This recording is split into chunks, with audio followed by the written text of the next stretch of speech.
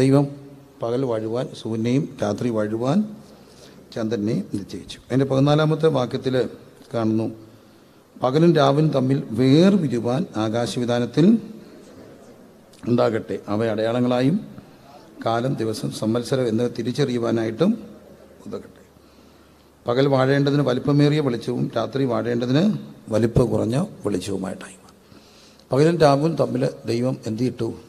വേർപെട്ടു. അത് നമ്മൾ കൃത്യമായിട്ട് ഓർക്കപ്പെടേണ്ട കാര്യമാണ്. പിന്നെ മുമ്പോട്ട് പോകുമ്പോൾ നമ്മൾ കാണുന്നുണ്ട്, ഇരുട്ടുമായിട്ട് നമുക്ക് ബന്ധങ്ങളില്ല. ഇരുട്ടും പാപവുമായിട്ട് ഭയങ്കര ബന്ധമാണ്. കുറച്ചൊക്കെ നമ്മൾ ചിന്തിച്ചാൽ മനസ്സിലാകും, ഒരു പരിധി വരെ പാപങ്ങൾ കൂടുതലും നടക്കുന്നത് എപ്പോഴാണ്? ഇരുട്ടത്താണ്, അല്ലേ? ഇരുട്ടത്താണ്. അതുകൊണ്ടാണ് ആവശ്യമില്ലാതെ രാത്രി ഇറങ്ങി നടക്കലെന്ന് പറയുക. രാത്രിയും പാപവുമായിട്ട് ഇച്ചിരി ബന്ധമുണ്ടെന്ന് പറഞ്ഞാൽ, ബാറിൽ ഹാലജമാണോ ഇട്ടേക്കുന്നത്, ഡിം ബൾബാണോ? പോയിട്ടില്ല, അല്ലേ? ഹാലജൻ, ഇത് വലിയ ഹാലജൻ ലൈറ്റ് ബാറിൽ ഇടുവോ? ഇല്ല. ഹാലജൻ ബൾബ് ഇട്ടെടുത്തിരുന്ന് കുടിക്കാൻ തോന്നുമോ? ഇല്ല. ബാറിൽ എപ്പോഴും എന്തായിരിക്കും? ഡിം ലൈറ്റ് ആയിരിക്കും. DJ പാർട്ടി നടക്കുന്നിടത്ത് ഒരു തരം ഡിം ലൈറ്റ് ഇങ്ങനെ മാറി മാറി വരും.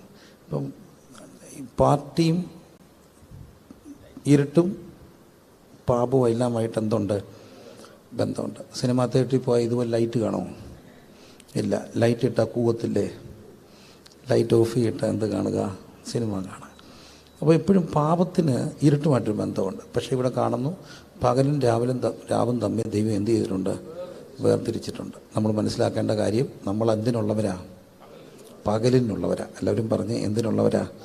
പകലിനുള്ളവരാണ്. നമ്മൾ പകലിനുള്ളവരാണ്. പക്ഷേ കാലം മുമ്പോട്ട് പോകുമ്പോൾ ഇന്ന് അതിനെയൊക്കെ നമ്മളൊന്ന് റീഡ് ചെയ്യേണ്ടതാണ്. നേരത്തെ കിടക്കുകയും രാവിലെ എഴുന്നേൽക്കുകയും ചെയ്യുന്ന ഒരു രീതിയായിരുന്നു മനുഷ്യർക്കെല്ലാം ദൈവം കൊടുത്തിരുന്നത്. അവരെല്ലാവരും പകലത്തെ ജോലികൾക്ക് ശേഷം രാത്രിയിൽ വിശ്രമിക്കുകയായിരുന്നു. മനുഷ്യന് ദൈവം ഈ മെയ്ദിനമൊക്കെ ആയിട്ട് ബന്ധപ്പെട്ട ചിന്തകളുണ്ട്.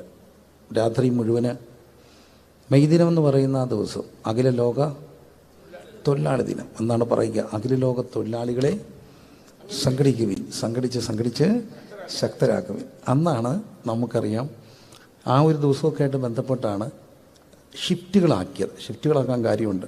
10-16 മണിക്കൂറുകൾ മൈനുകൾക്കകത്ത് പണിയെഴുപ്പിച്ചു കൊണ്ടിരുന്ന മനുഷ്യർ, അവരെ തൊഴിലാളികളെ വല്ലാതെ കഷ്ടപ്പെടുത്തിയപ്പോഴാണ് തൊഴിലാളി പ്രവർത്തനങ്ങളും ലോക തൊഴിലാളി സംഘടനകളൊക്കെ ഉണ്ടായപ്പോൾ 8 മണിക്കൂറായിട്ട് തിരിച്ചു. അങ്ങനെയാണ് നമുക്ക് ഷിഫ്റ്റുകൾ വരുന്നത്. ഷിഫ്റ്റുകൾ പൊതുവെ എത്ര മണിക്കൂറാണ്? 8ആണ്. 8×3 24, 3 ഷിഫ്റ്റുകളാണ്. അതാകുമ്പോൾ സൈറിനടിക്കും. 3 ഷിഫ്റ്റാണ്. എന്നാൽ ഇപ്പോൾ നേഴ്സുമാരെയൊക്കെ ലോങ് ഡേ 12 മണിക്കൂറൊക്കെ ചെയ്യിപ്പിക്കാറുണ്ട്. തെറ്റാണെന്ന് നേഴ്സ് പറയുന്നുണ്ട്, അല്ലേ? Long day. പക്ഷേ വെളുതൊക്കെ ലോങ് ഡേ കൊടുത്താൽ പിറ്റേ ദിവസം എന്തായിരിക്കും? ഓഫായിരിക്കും. അപ്പം 8×3 24ആണ്. എന്തിനാണ് ഇങ്ങനെ 8 വച്ചേക്കുന്നത്? ഒരു മനുഷ്യന് എത്ര മണിക്കൂർ ഉറങ്ങണം? 8 മണിക്കൂർ ഉറങ്ങണം. 8 മണിക്കൂർ എന്ത് ചെയ്യണം? ജോലി ചെയ്യണം. 8 മണിക്കൂർ റിക്രിയേഷനാണ്. തുണി അലക്കാനും വായിക്കാനും പഠിക്കാനും കളിക്കാനും എല്ലാം കൂടെ 8 മണിക്കൂർ. ഇപ്പം പറ്റുന്നത് 8 മണിക്കൂർ കളിയുണ്ട്, പക്ഷേ 8 മണിക്കൂർ എന്തില്ല? ജോലിയില്ല. 8 മണിക്കൂർ വർക്ക്. പഠിക്കുന്ന പിള്ളേർ എത്ര മണിക്കൂർ പഠിക്കണം? എത്ര മണിക്കൂർ പഠിക്കണം? അതുകൊണ്ട് എന്നെ നോക്കുന്നുണ്ട്. അങ്ങോട്ട് പഠിക്കുന്ന കൊച്ചുങ്ങൾ എത്ര മണിക്കൂർ പഠിക്കണം? കൊച്ചാപ്പാടൊരു ഡൗട്ട് അടിച്ചു പോയി. പഠിക്കുന്ന കുഞ്ഞുങ്ങൾ എത്ര മണിക്കൂർ പഠിക്കണം? പഠിക്കുന്ന കുഞ്ഞുങ്ങൾ എത്ര മണിക്കൂർ പഠിക്കണം? 8 മണിക്കൂർ പഠിക്കണം. പിന്നെ 8 മണിക്കൂർ റിക്രിയേഷനാണ്. അന്നേരം നമ്മുടെ ജോലിയൊക്കെ ചെയ്യണം. മുറ്റം തൂക്കുകയും മുറി അടിക്കുകയും ചുക്കുരി അടിക്കുകയും തുണി അടുക്കി വെക്കുകയും പുസ്തകം അടുക്കി വെക്കുകയും അത്യാവശ്യം ജോലികളെല്ലാം കൂടെ എത്ര മണിക്കൂർ? 8 മണിക്കൂർ. പിന്നെ 8 മണിക്കൂർ എന്ത് ചെയ്യണം? ഉറങ്ങണം. പക്ഷേ അത് എവിടെല്ലാം മാറ്റുന്നു അവിടെല്ലാം പ്രശ്നമുണ്ട്. ഇന്ന് നമുക്കറിയാം, ഇന്ത്യയിൽ ഏറ്റവും കൂടുതൽ ഡിവോഴ്സുകളും കുടുംബ പ്രശ്നങ്ങളും ആരോഗ്യ പ്രശ്നങ്ങളും ഒക്കെ ഉള്ളൊരു മേഖലയാണ് IT മേഖല. അതിൻ്റെ ഒരു പ്രധാന കാര്യം, ഇവിടെയൊക്കെ IT ജോലി ചെയ്യുന്നവരെയൊക്കെ നല്ല ശമ്പളം കൊടുക്കുമെങ്കിലും സായിപ്പിൻ്റെ സമയത്തിട്ട് എന്ത് ചെയ്യും? പണിയിപ്പിക്കും. സായിപ്പിന് അവിടെ പകലാകുമ്പം ഇവിടെ എന്താ? രാത്രി. അവർക്കിത് ഡോളറിൽ നിന്ന് ഇന്ത്യയിലോട്ട് മാറ്റുമ്പം നമ്മൾ പറയും ഇവിടെ 1.5 കിട്ടും. പക്ഷെ അവർക്കത് അപ്പോഴും എന്താ? ലാഭമാണ്. അവൻ്റെ സമയത്തിരുത്തി നമ്മളെ പണിയിപ്പിച്ചിട്ട് ഒരുതരം മോഡേൺ സ്ലൈവറിയാണ്. അതുകൊണ്ട് ഈ കുഞ്ഞുങ്ങളുടെയൊക്കെ ജീവിതത്തിൽ ഒത്തിരി ലൈഫിൽ പ്രശ്നം ഉണ്ടാകുന്നുണ്ട്. കുടുംബജീവിതത്തിൽ പ്രശ്നം, രാത്രി മുഴുവൻ ജോലി ചെയ്തിട്ട് ഇവൻ വീട്ടിൽ വരിക, എല്ലായിടത്തും ഒത്തിരി സൈക്കോളജിക്കൽ ഇഷ്യൂസുണ്ട്, ഫിസിയോളജിക്കൽ അല്ലെങ്കിൽ ആരോഗ്യപരമായ പ്രശ്നങ്ങളുണ്ട്. ഇതെല്ലാം വേദവസ്തം വെച്ചിട്ടുണ്ട്. ദൈവം പകലും രാത്രിയും കൂടെ എന്ത് ചെയ്തു? വേർതിരിച്ചു. രാത്രിയിൽ എന്ത് ചെയ്യണം? രാത്രി വിശ്രമിക്കണം. ദൈവത്തെ ഓർത്ത് പറയട്ടെ, പ്രാർത്ഥിക്കാൻ രാത്രി ഇരിക്കുന്ന നല്ലതാണ്, അല്ലാതെ ഒരിക്കലും രാത്രികളെ വെറുതെ കളയരുത്. ഒത്തിരി മനുഷ്യർ ഇന്ന് ഒരു ട്രെൻഡാണ് രാത്രി ഉണർന്നിരിക്കുക, മൊബൈലിൽ നോക്കിയിരിക്കുക, ദൂരെയുള്ള ആരോടോ സമ്പാദിക്കുക, എന്നിട്ട് പകലിരുന്ന് ഇങ്ങനെ നടക്കുക. ഈ പകൽ മാണ്ട് നടക്കുന്നവരെ കണ്ടിട്ടുണ്ടോ? എന്താ കാര്യം? ഉറക്കം തികയാതിരിക്കുക. കാരണം രാത്രി എന്ത് ചെയ്യുന്നില്ല? ഉറങ്ങുന്നത്. രാത്രി കൃത്യം 8 മണിക്കൂർ ഉറങ്ങിക്കോ. രാവിലെ എഴുന്നേൽക്കുമ്പോൾ ഒരു ഫ്രഷ്നെസ്സോടെ എഴുന്നേക്കും. 8 മണിക്കൂർ ഉറങ്ങിയാൽ രാവിലെ എഴുന്നേൽക്കുമ്പോൾ നമ്മൾ ഉറക്കം തെളിഞ്ഞെഴുന്നേക്കും. അന്നേരം ഒരു സുഖമുണ്ട് ശരീരത്തിന്. ഇതെല്ലാം മനുഷ്യനെ ഇങ്ങനെ, ആ മെറ്റബോളിസമാണ് നമുക്ക് ആവശ്യമായ മരുന്നുകളെല്ലാം നടക്കും. നമ്മൾ ഉറങ്ങുമ്പോൾ അത് ഞാൻ ശാസ്ത്രം പറയല്ല, എന്നാലും ഉറങ്ങുന്നതിന് മുമ്പ് നേരത്തെ കഴിച്ചാൽ, ഇതൊന്നും എന്നെ കൊണ്ട് ഒക്കുന്ന കാര്യമല്ല, പിന്നെ പറയുന്നതുകൊണ്ട് കുഴപ്പമില്ലല്ലോ, അറിവുകളെല്ലാം എന്ത് ചെയ്യണം? പകരുന്നണമെന്നുള്ളതാണ്. ഞങ്ങളുടെ ചർച്ചയിൽ ഒരു പ്രകൃതിയിൽ നാച്ചുറോതെറാപ്പിസ്റ്റ് ഉണ്ടായിരുന്നു, ഒരു ചേച്ചിയാണ്. അപ്പം നേരത്തെ കഴിച്ചാൽ സത്യം ഗുണമാണ്. നേരത്തെ കഴിച്ചാൽ നമ്മൾ കിടക്കുമ്പോഴത്തേന് അതെല്ലാം ദഹിച്ച് കഴിയും. ശരിക്കും പറഞ്ഞാൽ വാഷ്റൂമിൽ പോയി വെള്ളം എല്ലാം കളഞ്ഞിട്ട് നമ്മൾ കിടന്നാൽ പിന്നെ നമ്മുടെ കിഡ്നി എല്ലാം റെസ്റ്റ് എടുക്കുകയാണ്. രാത്രി നമ്മൾ കിടക്കുമ്പോൾ ഇതെല്ലാം ദൈവം വെച്ചിരിക്കുന്ന ഒരു വ്യവസ്ഥിതിയാണ്. രാത്രി എന്ത് ചെയ്യാനാ? റെസ്റ്റ് ചെയ്യാനാണ്. അപ്പം നമ്മുടെ ആന്തരിക അവയവങ്ങൾ പോലും എന്ത് ചെയ്യും? റെസ്റ്റ് ചെയ്യും. നമ്മൾ 10 മണിക്ക് മൂക്കുവിട്ട് തിന്നിട്ട് കിടന്നുറങ്ങിയാൽ നമ്മുടെ ഉണങ്ങുമ്പോഴും നമ്മുടെ ഈ അവയവങ്ങൾ എന്ത് ചെയ്തുകൊണ്ടിരിക്കുക? വർക്ക് ചെയ്തുകൊണ്ടിരിക്കുക. അവർക്കെന്ത് കിട്ടുന്നില്ല? റെസ്റ്റ് കിട്ടുന്നില്ല. ഇതൊക്കെയാണ് ഒരു പൊതുവെ. ഇതെല്ലാം ആര് വെച്ചതാണ്? ദൈവം വെച്ചതാണ്. പകലും രാത്രി. അതിനാണ് ദൈവം രാത്രിയിൽ എന്ത് വെച്ചു? ശക്തി കുറഞ്ഞ വെട്ടം വെച്ചു. എന്തിനാ? രാത്രി വലിയ എനർജി വേണം. നമ്മുടെ എനർജി സോഴ്സ് എല്ലാം എന്തുമായിട്ട് ബന്ധപ്പെട്ട? പ്രകാശമായിട്ട് ബന്ധപ്പെട്ട. അപ്പം നമുക്ക് രാത്രി വലിയ എനർജിയുടെ ആവശ്യമില്ല. അതിനാണ് ദൈവം ഈ പ്രകൃതി എന്ത് മനോഹരമായിട്ടാണ് സെറ്റ് ചെയ്തേക്കുന്നത്. ആരാ ദൈവത്തോട് പറഞ്ഞേ രാത്രി ഡിം ലൈറ്റ് ഇട്ടാലേ ഇവർക്കൊരു ഉറക്കമൊക്കെ വരത്തുള്ളൂ? ഇതെല്ലാം തമ്പുരാൻ സെറ്റ് ചെയ്തേക്കുക. നമ്മൾ അതുകൊണ്ടാണ് രാത്രിയിൽ പേടിയുള്ളവരാണെങ്കിലും ചെറിയ വെട്ടം വല്ലതും റൂമിൽ 0 ബൾബ് വല്ലതും ഇടത്തുള്ളൂ. ആരും ട്യൂബ് ഇട്ടുകൊണ്ട് കിടന്നുറങ്ങുമോ? ഇല്ല. വായിച്ചുകൊണ്ട് കിടന്ന് ഉറങ്ങിപ്പോകുന്നവരുണ്ട്. അതല്ലെങ്കിൽ നമുക്ക് മാനസികമായിട്ട് ബുദ്ധിമുട്ടാണ്. അപ്പോൾ ഇതെല്ലാം നമ്മൾ മനസ്സിലാക്കേണ്ടത് എവിടുന്നാണ്? വേദപുസ്തകത്തിൽ നിന്ന്. പകൽ വാഴുവാൻ സൂര്യൻ, രാത്രി വാഴുവാൻ ശക്തി കുറഞ്ഞ വെളിച്ചങ്ങളെ. കാരണം നമുക്ക് രാത്രി എന്ത് വേണ്ട?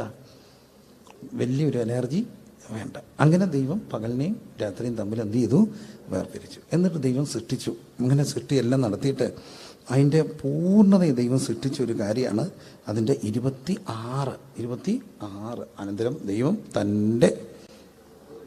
അനന്തരം ദൈവം നമ്മുടെ സ്വരൂപത്തിൽ നമ്മുടെ സാദൃശ്യപ്രകാരം ആരെ ഉണ്ടാക്കണം? മനുഷ്യനെ ഉണ്ടാക്കണം. നമ്മുടെ സ്വരൂപത്തിലും നമ്മുടെ സാദൃശ്യത്തിലും. അപ്പോൾ നമ്മുടെ സ്വരൂപത്തിലും നമ്മുടെ സാദൃശ്യത്തിൽ, ദൈവത്തിൻ്റെ സ്വരൂപത്തിലാണ് ദൈവം മനുഷ്യനെ സൃഷ്ടിച്ചത്. ദൈവത്തിൻ്റെ സ്വരൂപം എന്ന് പറയുമ്പോൾ ദൈവം ത്രിയേക ദൈവമാണ്. പിതാവ്, പുത്രൻ, പരിശുദ്ധാത്മാവ്. ഈ പിതാവും പുത്രനും പരിശുദ്ധാത്മാവും ഈ ഒത്തിരി പേർക്ക്, ഒത്തിരി വലിയ ചിന്തകരും അല്ലെങ്കിൽ ഇപ്പോൾ ഈ മോഡേൺ ജനറേഷനിൽ ഒത്തിരി ദുരുപദേശങ്ങളൊക്കെ വരുന്നതെല്ലാം ഈ തൃത്വമായിട്ട് ബന്ധപ്പെട്ടാണ്. തൃത്വം ഒരു ഡിവൈൻ മിസ്റ്ററിയാണ്. തൃത്വം. പിതാവും പുത്രനും പരിശുദ്ധാത്മാവും അതൊരു ബന്ധമാണ്, സ്നേഹത്തിൻ്റെ ഒരു ഐക്യതയാണ്. 3 in 1 and 1 in 3. നമുക്ക് മനസ്സിലാക്കാൻ ഇച്ചിരി പാടാണെങ്കിൽ പോലും സ്നേഹത്തിൻ്റെ കണ്ണിൽ കൂടെ നോക്കി ദൈവവും പിതാവും പുത്രനും പരിശുദ്ധാത്മാവും ഷെയറിംഗ് ആണ്. പിതാവ് എല്ലാം ആർക്കും കൊടുത്തു? പുത്രന് കൊടുത്തു. പുത്രൻ തമ്പുരാൻ പോയപ്പം പരിശുദ്ധാത്മാവിനെ തന്നു. പുത്രനെല്ലാം പിതാവിന് തിരികെ കൊടുക്കുന്നു. പിതാവെല്ലാം വീണ്ടും പുത്രന് കൊടുക്കുന്നു. പുത്രൻ പിതാവിന് കീഴ്പ്പെട്ടിരിക്കുന്നു. അവർ ഹൈറാർക്കിക്ക് കീഴ്പ്പെടുകയാണ്. അതെല്ലാം സ്നേഹത്തിൻ്റെ ഒരു ഐക്യതയാണ്. അപ്പം ദൈവം സ്നേഹമാണ്. God is love. യോഹന്നാൻ പറയുന്നൊരു വാക്കാണ് God is love. Love is not God എന്നല്ല, ഗോഡ് ഈസ് ലവ്. ഗാന്ധിജിയുടെയൊക്കെ പലരുടെയും ഇന്ത്യൻ ഫിലോസഫേഴ്സിൻ്റെ പലതിൻ്റെയും നിങ്ങളുടെ പാസ്റ്റർക്ക് നല്ല ഒരു ഫിലോസഫിക്കൽ ബാക്ക്ഗ്രൗണ്ട് ഉള്ള ഒരാളാണ്. ലവ് ഈസ് ഗോഡ് എന്നാണ് ഇന്ത്യൻ ഫിലോസഫി, പ്രത്യേകിച്ച് ഗാന്ധിയൊക്കെ അല്ലേ? ലവ് ഈസ് ഗോഡ് എന്നാണോ ഗോഡ് ഈസ് ലവ് എന്നാണോ? God is love. Love is God എന്ന് പറഞ്ഞാൽ ഇച്ചിരി തെറ്റാണ്. സ്നേഹം ദൈവമല്ല, ദൈവം സ്നേഹമാണ്. അപ്പോൾ അവിടെ കാണുക ദൈവത്തിൽ നിന്നുള്ളവർക്ക് എന്ത് ചെയ്യാനൊക്കത്തുള്ളൂ? സ്നേഹിക്കാനൊക്കത്തുള്ളൂ. അപ്പോൾ ദൈവം തൻ്റെ സ്വരൂപത്തിൽ മനുഷ്യനെ സൃഷ്ടിച്ചെന്ന് പറയുമ്പോൾ മനുഷ്യന് കൊടുത്തിരിക്കുന്നത് ഒരു ഡിവൈൻ ആട്രിബ്യൂട്ടാണ്. ദൈവത്തിൻ്റെ സ്വരൂപം എന്ന് പറയുമ്പോൾ ദൈവത്തിൻ്റെ ഫിസിക്കലല്ല നമ്മളെ സൃഷ്ടിച്ചത്. സ്വർഗ്ഗം അവൻ്റെ സിംഹാസനം, ഭൂമി അവൻ്റെ. അത്രയും വലിപ്പമുള്ളവരിവിടെ ഉണ്ടോ? ഇല്ല. ഇച്ചിരി വലിപ്പം കൂടിയവരെയൊക്കെ നമ്മൾ കണ്ട ഒന്നും നോക്കത്തില്ല, എന്തൊരു തടിയാണ്. അപ്പോൾ ദൈവം വന്നാലോ? അത്രയും നമുക്ക് ഉണ്ടോ? ഇല്ല. അപ്പം ദൈവത്തിൻ്റെ സ്വരൂപം എന്ന് പറയുമ്പോൾ അത് സ്പിരിച്വലാണ്, അല്ലെങ്കിൽ അതിൻ്റെ ആട്രിബ്യൂട്ടാണ്, ദൈവത്തിൻ്റെ സ്വഭാവമാണ്. ദൈവത്തിൻ്റെ ഏറ്റവും വലിയ സ്വഭാവം ദൈവം സ്നേഹമാണ്. സ്നേഹമെന്ന് പറയുന്നത് സ്നേഹമാകണമെങ്കിൽ ഒരാൾ മതിയോ, 2 പേര് വേണോ? 2 പേര് മിനിമം വേണം. എന്നാലേ സ്നേഹം ഫീൽ ചെയ്യണമെങ്കിൽ സ്നേഹം കൊടുക്കണം. സ്നേഹം കൊടുക്കുന്നത് മറ്റേ ആൾ എന്ത് ചെയ്യണം? വാങ്ങണം. അല്ലെങ്കിൽ വൺ വേ ട്രാഫിക് ആയിപ്പോവും. അക്കരെ ഇക്കരെ നിന്നാൽ എങ്ങനെ ആശ തീരും? ഒന്നിയിൽ ആങ്കിളി അക്കരയ്ക്ക്, അല്ലെങ്കിൽ പെങ്കിളി ഇക്കരയ്ക്ക്. അപ്പം സ്നേഹം കൊടുക്കുകയും വേണം, സ്നേഹം വാങ്ങുകയും വേണം. ഈ വാങ്ങുകയും കൊടുക്കുകയും ചെയ്യുന്ന സ്നേഹം, അതാണ് ബന്ധമെന്ന് പറയുക. അപ്പം ദൈവം ബന്ധമാണ്. ആ ബന്ധത്തിൽ നിന്നാണ് ആര് വന്നേക്കുന്നത്? മനുഷ്യൻ വന്നേക്കുന്നത്. മനുഷ്യനുള്ള ഏറ്റവും വലിയ കഴിവ് എന്താ? അപ്പോൾ സ്നേഹിക്കാനും സ്നേഹിക്കപ്പെടാനും ബന്ധങ്ങൾ നിലനിർത്താനുമുള്ള കഴിവുണ്ട്. വ്യക്തിയെക്കുറിച്ചുള്ള ഏറ്റവും നല്ലൊരു നിർവചനമുണ്ട്, എഴുതിയിടാൻ കിട്ടോ. Person is all about relationship. John Paul രണ്ടാമൻ പറഞ്ഞ ഒരു ഡെഫിനിഷനാണ്. Person is all about relationship. വ്യക്തി എന്ന് പറയുന്നത് എന്താണ്? ബന്ധമാണ്. ആ ബന്ധമില്ലെങ്കിൽ ആരില്ല? വ്യക്തിയില്ല. നമ്മളെപ്പോഴും ഓർക്കപ്പെടേണ്ട കാര്യമുണ്ട്, മനുഷ്യരെല്ലാം ബന്ധങ്ങളിൽ നിന്നാണ്. ഒരു പശു പ്രസവിക്കുന്നു, ഒരു കിടാവ്. ഇവിടെ എന്താ പറയുക? കിടാവൻ തന്നെയല്ലേ? പിള്ളേർക്ക് കിടാവെന്ന് പറയുമോ? ബിജോമനെ ഇവിടെ പിള്ളേർക്ക് കിടാവെന്ന് പറയും കേട്ടോ. കിടാവ് ഇപ്പോൾ എവിടെ നിന്ന് വന്നേ ഉള്ളൂ? സ്കൂളിൽ നിന്ന് വന്നേ ഉള്ളൂ എന്ന് പറയും. അങ്ങനെ പറയത്തില്ലേ? പറയും. പശുവിൻ്റെ കുട്ടിക്ക് എന്താ പറയുന്നത്? കുട്ടിയെന്ന. പശുക്കിടാവ്. പശുവിൻ്റെ കുട്ടിയെ കുട്ടിയെന്ന് വിളിക്കും, പിള്ളേർ പശുക്കുട്ടി. ഓക്കെ, പശുക്കുട്ടി. അപ്പോൾ ഈ പശുക്കുട്ടിയെ കണ്ടിട്ടുണ്ടോ? കൊണ്ട കാണിക്കണം ഇപ്പോഴത്തെ പിള്ളേർ. പശു പ്രസവിക്കുന്ന കണ്ടിട്ടുണ്ടോ? പ്രസവിക്കുന്ന കണ്ടിട്ടില്ല. നമ്മുടെ പഴയ വീടുകളെല്ലാം പശു പ്രസവിക്കും. പശു പ്രസവിക്കുമ്പോൾ ആരെങ്കിലും അടുത്ത് നിൽക്കണം. എന്തിനാണെന്നറിയാം? അല്ല, ഈ മാസ് തിന്നും അമ്മ. അതൊന്ന് മാറ്റിയൊക്കെ ഇട്ട് കൊടുത്താൽ മതി. അത് അമ്മമാരൊക്കെ അവരിങ്ങനെ കാത്തു കെട്ടി നിൽക്കും. വലിയൊരു സംഭവമാണ് പശു പ്രസവിക്കുന്നത്. ഞാൻ നിന്നിട്ടുണ്ട്. നമുക്ക് പശു ഉണ്ടായിരുന്നു. എനിക്ക് ഇഷ്ടമാണ് പശുവിനെ. ഇപ്പം നമുക്ക് സ്ഥലമില്ലെന്നുള്ളൂ. ഈ കിടാവ് പ്രസവിച്ച് കഴിഞ്ഞ് കിടാവിനെ കുട്ടിയെ പ്രസവിച്ചാൽ പശുക്കുട്ടി എത്ര നേരം കൊണ്ട്, എത്ര ദിവസം കൊണ്ട് അത് നടക്കും? പശുക്കുട്ടി എത്ര ദിവസം കൊണ്ട് നടക്കും? പശുവിനെ വളർത്തിയിട്ടുണ്ടോ? പശുവിനെ കണ്ടിട്ടുണ്ടോ? തൊട്ടിട്ടുണ്ടോ? ഉണ്ടോ? കിടാവ് എത്ര ദിവസം കൊണ്ട് നടക്കും? അന്ന് തന്നെ നടക്കും. അന്ന് തന്നെ ഇങ്ങനെ ഇച്ചിരി നടന്നിട്ട് പതുക്കെ പ്രാഞ്ചി എന്ത് ചെയ്യും? എഴുന്നേറ്റങ്ങ് നടക്കും. പശുക്കിടാവ് നടക്കും അന്ന് തന്നെ. അതിന് ഈ പശുക്കിടാവ് അന്ന് നടക്കും. അന്ന് തന്നെ വീട്ടിലെ ചേച്ചിയും പ്രസവിച്ചു. പശുക്കിടാവ് പ്രസവിച്ച അന്ന് തന്നെ വീട്ടിലെ ചേച്ചി ഒരു കുഞ്ഞിനെ പ്രസവിച്ചു നോക്കുക. ആ കുഞ്ഞ് എത്ര ദിവസം കൊണ്ട് നടക്കും? 1 മാസം കൊണ്ട് നിങ്ങളുടെ കുഞ്ഞ് നടന്നു.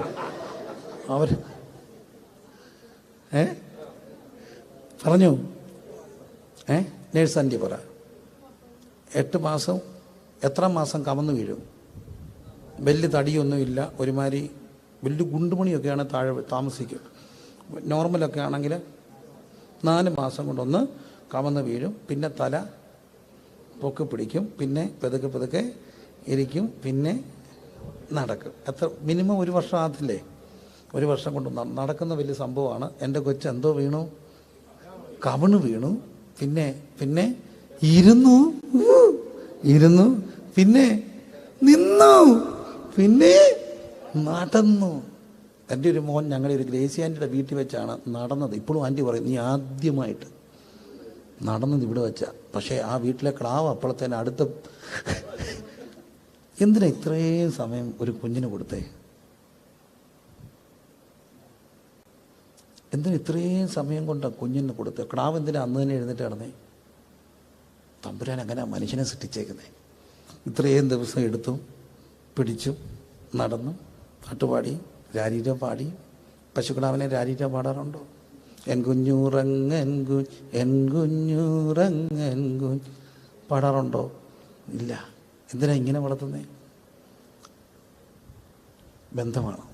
അത്രയും ദിവസം കൊണ്ടാണ് അതെന്ത് ചെയ്യുന്നത്, നടക്കുന്നത്. ഇനി ഈ കുഞ്ഞ് നാളെ വന്നു വരുമ്പോൾ ആ കുഞ്ഞിൻ്റെ അന്നേരം എടുത്തുകൊണ്ട് നടന്നവർ ഇതുപോലെ കിടക്കും, ഇതുപോലെ നടക്കും. അവർക്ക് ഇരിക്കുന്നുണ്ട്. എഴുന്നേക്കണേ ഒത്തിരി നേരം വേണം. എഴുന്നേറ്റാൽ ഓടാനൊക്കത്തില്ല, പിടിച്ച് നിൽക്കും, പിന്നെ നടക്കും. അപ്പോഴും അപ്പച്ചനെ എന്ത് ചെയ്യണം? കയ്യെ പിടിക്കണം. പിന്നെ അപ്പച്ചൻ എന്ത് ചെയ്യും? നടക്കുന്ന അപ്പച്ചൻ എന്ത് ചെയ്യും? ഇരിക്കും. പിന്നെ അപ്പച്ചൻ എന്ത് ചെയ്യും? കിടക്കും. അപ്പോൾ അപ്പച്ചനെ ഒന്ന് കമത്തിയിടണമെങ്കിൽ നമ്മൾ ചെല്ലണം, തിരിച്ചിടണമെങ്കിൽ നല്ലണം. എന്തിനാ ഈ ഓൾട്രേഷൻ എല്ലാം വെച്ചേക്കുന്നത്? It's all about giving love and taking love. മനുഷ്യനെ ദൈവം സൃഷ്ടിച്ചിരിക്കുന്ന ബന്ധമാണ്. ആ ബന്ധം ദൈവത്തിൻ്റെ സ്വരൂപമാണ്. ആ ബന്ധങ്ങളിൽ നിന്ന് മനുഷ്യൻ ഡിറ്റാച്ച് ആകുന്നു, അന്ന് അവൻ്റെ തകർച്ച ഉണ്ടാകുക. ഇന്നത്തെ ഒരു ട്രെൻഡ് എന്താ ചോദിച്ച പിശാച് ഡിറ്റാച്ച്മെൻറ്റ് കൊണ്ടുവരിക ബന്ധങ്ങളിൽ നിന്ന്. നിങ്ങൾ വളരെ ഗൗരവമായിട്ട് അതിനെ കാണണം. എന്തെല്ലാം ദൈവം സൃഷ്ടിച്ചോ ദൈവത്തിൻ്റെ പദ്ധതികളിൽ നിന്ന് മനുഷ്യനെ കൊണ്ടുപോകുന്ന ഒരു വലിയ പ്രവണതയാണ് നടക്കുക. എന്നിട്ട് നമുക്ക് കുടുംബ പ്രാർത്ഥന, നമ്മൾ ഒരുമിച്ചിരുന്ന് ഭക്ഷണം കഴിക്കുന്നു, ഒരുമിച്ച് താമസിക്കുന്നു. അതൊക്കെ നമുക്ക് വരുന്ന ദിവസങ്ങളിൽ ഈ അടുത്ത ഇന്ന് തന്നെ ചിന്തിക്കാം. ഇതെല്ലാം പിശാച് മാറ്റുകയാണ്. അതിനാണ് പിശാച് ഏറ്റവും കൊണ്ടുവന്ന ഒരു മോഡേൺ സ്ലേവറിയാണ് ഇൻ്റർനെറ്റ്, മൊബൈൽ വന്നതോടുകൂടി മനുഷ്യനുണ്ടായ ഏറ്റവും വലിയ പ്രശ്നം പരസ്പരമുള്ള എന്ത് കുറഞ്ഞു? കമ്മ്യൂണിക്കേഷൻ കുറഞ്ഞു. വരുന്നു, അവരുടെ ഫോണുമായിട്ട് പോകാം. നമ്മളൊരു ഹോട്ടലിൽ കഴിക്കാൻ പോകുന്നത് എന്ത് ചെയ്യാൻ വേണ്ടിയാണ്? ഹോട്ടലിൽ എല്ലാവരും കൂടെ കഴിക്കാൻ പോയാൽ എന്ത് ചെയ്യാൻ വേണ്ടിയാണ്? കഴിക്കാൻ വേണ്ടിയാണോ? വർത്താനം പറയാൻ വേണ്ടിയാണോ? വർത്താനം പറയാൻ, കൂട്ടത്തിൽ കഴിപ്പും ഒരു ഫെലോഷിപ്പ്. പക്ഷെ അവിടെ നമ്മൾ പോയിരുന്നാൽ അറിയാം. ഞാൻ ചിലപ്പോഴൊക്കെ ശ്രദ്ധിച്ചിട്ടുണ്ട്, ഒത്തിരി ചെറുക്കനും പെണ്ണും കൂടി ഇങ്ങനെ ഹോട്ടലിലൊക്കെ വന്നിരിക്കും. ഒരിക്കൽ ഒരു തമാശ തോന്നിയാണ്, എൻ്റെ ഒരു ഒബ്സർവേഷൻ, എനിക്ക് തോന്നുന്നു കറക്റ്റായിരിക്കും. കുറേ കിളികൾ വന്നിരിക്കുന്നു. കല്യാണം കഴിച്ച ഏതാ, കല്യാണം കഴിക്കാത്ത ഏതാ? ഈസിയായിട്ടറിയാം, വളരെ ഈസിയാണ്. കല്യാണം കഴിക്കാത്തതാണെങ്കിൽ ഇങ്ങനെ കണ്ണി നോക്കിയിരിക്കും. കല്യാണം കഴിച്ചാണെങ്കിൽ ഫോണിൽ നോക്കിയിരിക്കും. ഫോണിൽ നോക്കിയിരുന്നെങ്കിൽ ഓർത്തോണം കല്യാണം കഴിച്ച. കണ്ണി നോക്കിയിരുന്നാൽ ഓർത്തോണം കെട്ടാൻ പോകുന്നേ ഉള്ളൂ. ഇത് വലിയൊരു അപകടവുമാണ്, ഈ ഫോണിൽ നോക്കിയിരുന്ന് കല്യാണം കഴിച്ചാൽ. എൻ്റെ ഒരു സുഹൃത്ത് അഗാപ്പയിലെ കൗൺസിലിംഗ് സെൻറ്ററിൽ നടത്തുന്ന സൈസാറ് പറഞ്ഞു, 11 വർഷം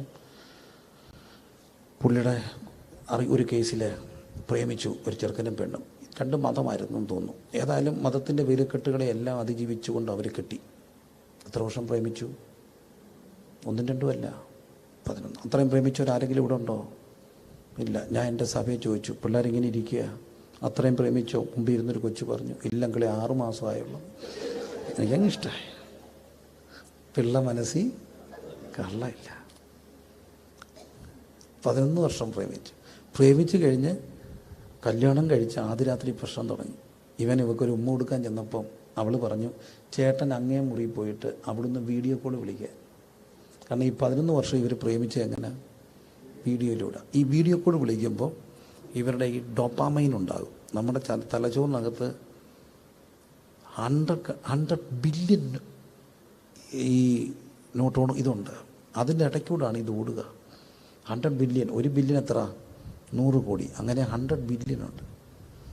ഇതിനെ ചലിപ്പിക്കുന്ന ഒരു ഡോപ്പാമൈൻ ഉണ്ട്. അപ്പോൾ ഇതൊക്കെ ചെല്ലുമ്പോൾ ഡോപ്പാമൈൻ കൂടുതലായിട്ട് ഉൽപ്പാദിപ്പിക്കപ്പെടും. അപ്പോൾ നമുക്കൊരു സന്തോഷം തോന്നുക. അപ്പോൾ ഇവർക്ക് ഈ വീഡിയോ കോൾ വിളിക്കുമ്പോഴേ എന്തുണ്ടാകുന്നുള്ളൂ? ഡോപ്പാമൈൻ ഉണ്ടാകുന്നുള്ളൂ. അപ്പോൾ അവർക്ക് ഡോപ്പാമൈൻ ഉണ്ടാകണമെങ്കിൽ എന്ത് ചെയ്യണം? Video call. ചുരുക്കത്തിൽ ആ കേസ് സംഭവിച്ചത്, അവൻ്റെ കൂടെ കിടന്ന് ഉറങ്ങുമ്പോൾ പുതപ്പി കിടന്നുകൊണ്ട് അവൻ ഉറങ്ങുമ്പോൾ അവൾ 2 എണ്ണത്തെ വീഡിയോ കോൾ വിളിച്ച് പ്രേമിച്ചു 6 മാസത്തിനിടയ്ക്ക്. ഇപ്പോൾ അത് ഡിവോഴ്സായി. കാരണം വീഡിയോ കോളാണ്. കണ്ടോ അപകടം പോകുന്നത് കണ്ടോ? അപ്പം ഇവരെ മനുഷ്യനെ ബന്ധങ്ങളിൽ നിന്ന് ഇവരെ കൊണ്ടുപോവുക. എന്നിട്ട് എല്ലാവരും അവരുടെ തുരുത്തുകളിലേക്ക് കൊണ്ടുപോയി ഡിറ്റാച്ചിങ് ഫ്രം ദ റിലേഷൻഷിപ്പ്. അങ്ങനെ പറ്റുമ്പോൾ എന്തോ ചെയ്യും? ഈ ബന്ധമുള്ള മനുഷ്യർ ഒരിക്കലും ചെയ്യാത്ത കാര്യങ്ങളാണ് ഇന്നത്തെ തലമുറയുടെ പ്രശ്നങ്ങൾ. ഞാൻ ശ്രദ്ധിച്ച കുറച്ച് കാര്യങ്ങളുണ്ട്. ഒന്ന്, ഇവർക്ക് ഭയങ്കര ബുദ്ധിയാണ്. ഈ ജനറേഷൻ എന്തുണ്ട്? ബുദ്ധിയുണ്ട്. നിഷേധിക്കാമോ? തെളിവ്, നിങ്ങളുടെ കയ്യിലൊരു ഫോൺ വന്നു, എന്തെങ്കിലും ചെയ്യാൻ അറിയാമോ? വല്ലതും അറിയാമോ? അമ്മാച്ചൻ്റെ മോൻ കൊണ്ടു തന്ന സ്മാർട്ട് ഫോൺ ഭയങ്കര സന്തോഷമാണ്. പക്ഷെ തുറക്കാൻ അറിയാവോ? ഇല്ല. ഇതിനകത്ത് സിമ്മിടാൻ അറിയാവോ? ഇല്ല. വേണമെങ്കിൽ ആര് വേണം? കുഞ്ഞിന് 5 or 6 വയസ്സുള്ള കുഞ്ഞാണെങ്കിൽ ഇതെല്ലാം എന്തു ചെയ്യും. പക്ഷെ അപ്പോൾ അതിനെല്ലാം എന്തുണ്ട്? ബുദ്ധിയുണ്ട്. ബുദ്ധി കിഴിഞ്ഞ ബുദ്ധിയാണ്. രണ്ടാമത്തെ ഒരു പ്രത്യേകത ശ്രദ്ധിക്കണേ, ഇത് ഈ സ്വരൂപം എന്നുള്ളത് നഷ്ടപ്പെട്ടു പോകുന്നുണ്ട്. നേരത്തെ ഒരു 10-20 വർഷം മുമ്പ് ഞാനും നിങ്ങളൊക്കെ പിള്ളേരായിരിക്കുന്ന സമയത്ത് ചലിക്കാൻ പേടിയായിരുന്നു. 2-3 കാരണങ്ങളുണ്ടതിന്. എന്നെ സംബന്ധിച്ചുള്ള പ്രധാന കാരണം, എവിടെ തിരിഞ്ഞാലും വിശ്വാസികൾ കാണുമായിരുന്നു. അപ്പോൾ ഞാൻ കോളേജിൻ്റെ അവിടോട്ട് പോകുന്ന വഴിക്ക് ഞങ്ങളുടെ ഈ കോളേജിലോട്ട് കയറി പോകുമ്പോൾ കുറേ ഇങ്ങനെ നടക്കണം. അപ്പോൾ അവിടെ ഈ പിള്ളേരെല്ലാം വന്ന് ഈ പ്രമിക്കുന്നവരൊക്കെ വന്നിരിക്കുന്ന ഒരു സ്ഥലമുണ്ട്. ഞാൻ പൊതുവേ രാവിലെ ഇച്ചിരി ലേറ്റായിട്ട് പോകുമ്പോൾ ഞങ്ങളുടെ കൂട്ടത്തിൽ പഠിക്കുന്നൊരു പെങ്കൊച്ച് അവിടെ ചെറുക്കനുമായിട്ടിരിക്കും. എന്നോട് ഭയങ്കര സ്നേഹമാണ്. അവർക്ക് ചെറുക്കനുമായിട്ട് സ്നേഹമാണ്. അപ്പം ഞാൻ അതുവഴി ചെല്ലുമ്പോൾ എടി പെണ്ണേ മതിയടി പാടി പോകാമെന്ന് പറയും. കുഴപ്പമില്ല. ഇവിടെ വന്ന് പ്രിൻസ് വന്നു, എന്നോട് ഭയങ്കര സ്നേഹവുമാണ്, കൂട്ടാണ്, നല്ല വച്ചാണ്. അവനോട് പറയും പോവാമെന്നും പറഞ്ഞുകൊണ്ട് വരും. പക്ഷേ കുറച്ച് ദിവസം അപ്പോൾ ഇവിടെ എൻ്റെ കൂടെ നടന്ന് കോളേജിലോട്ട് കയറി വരും.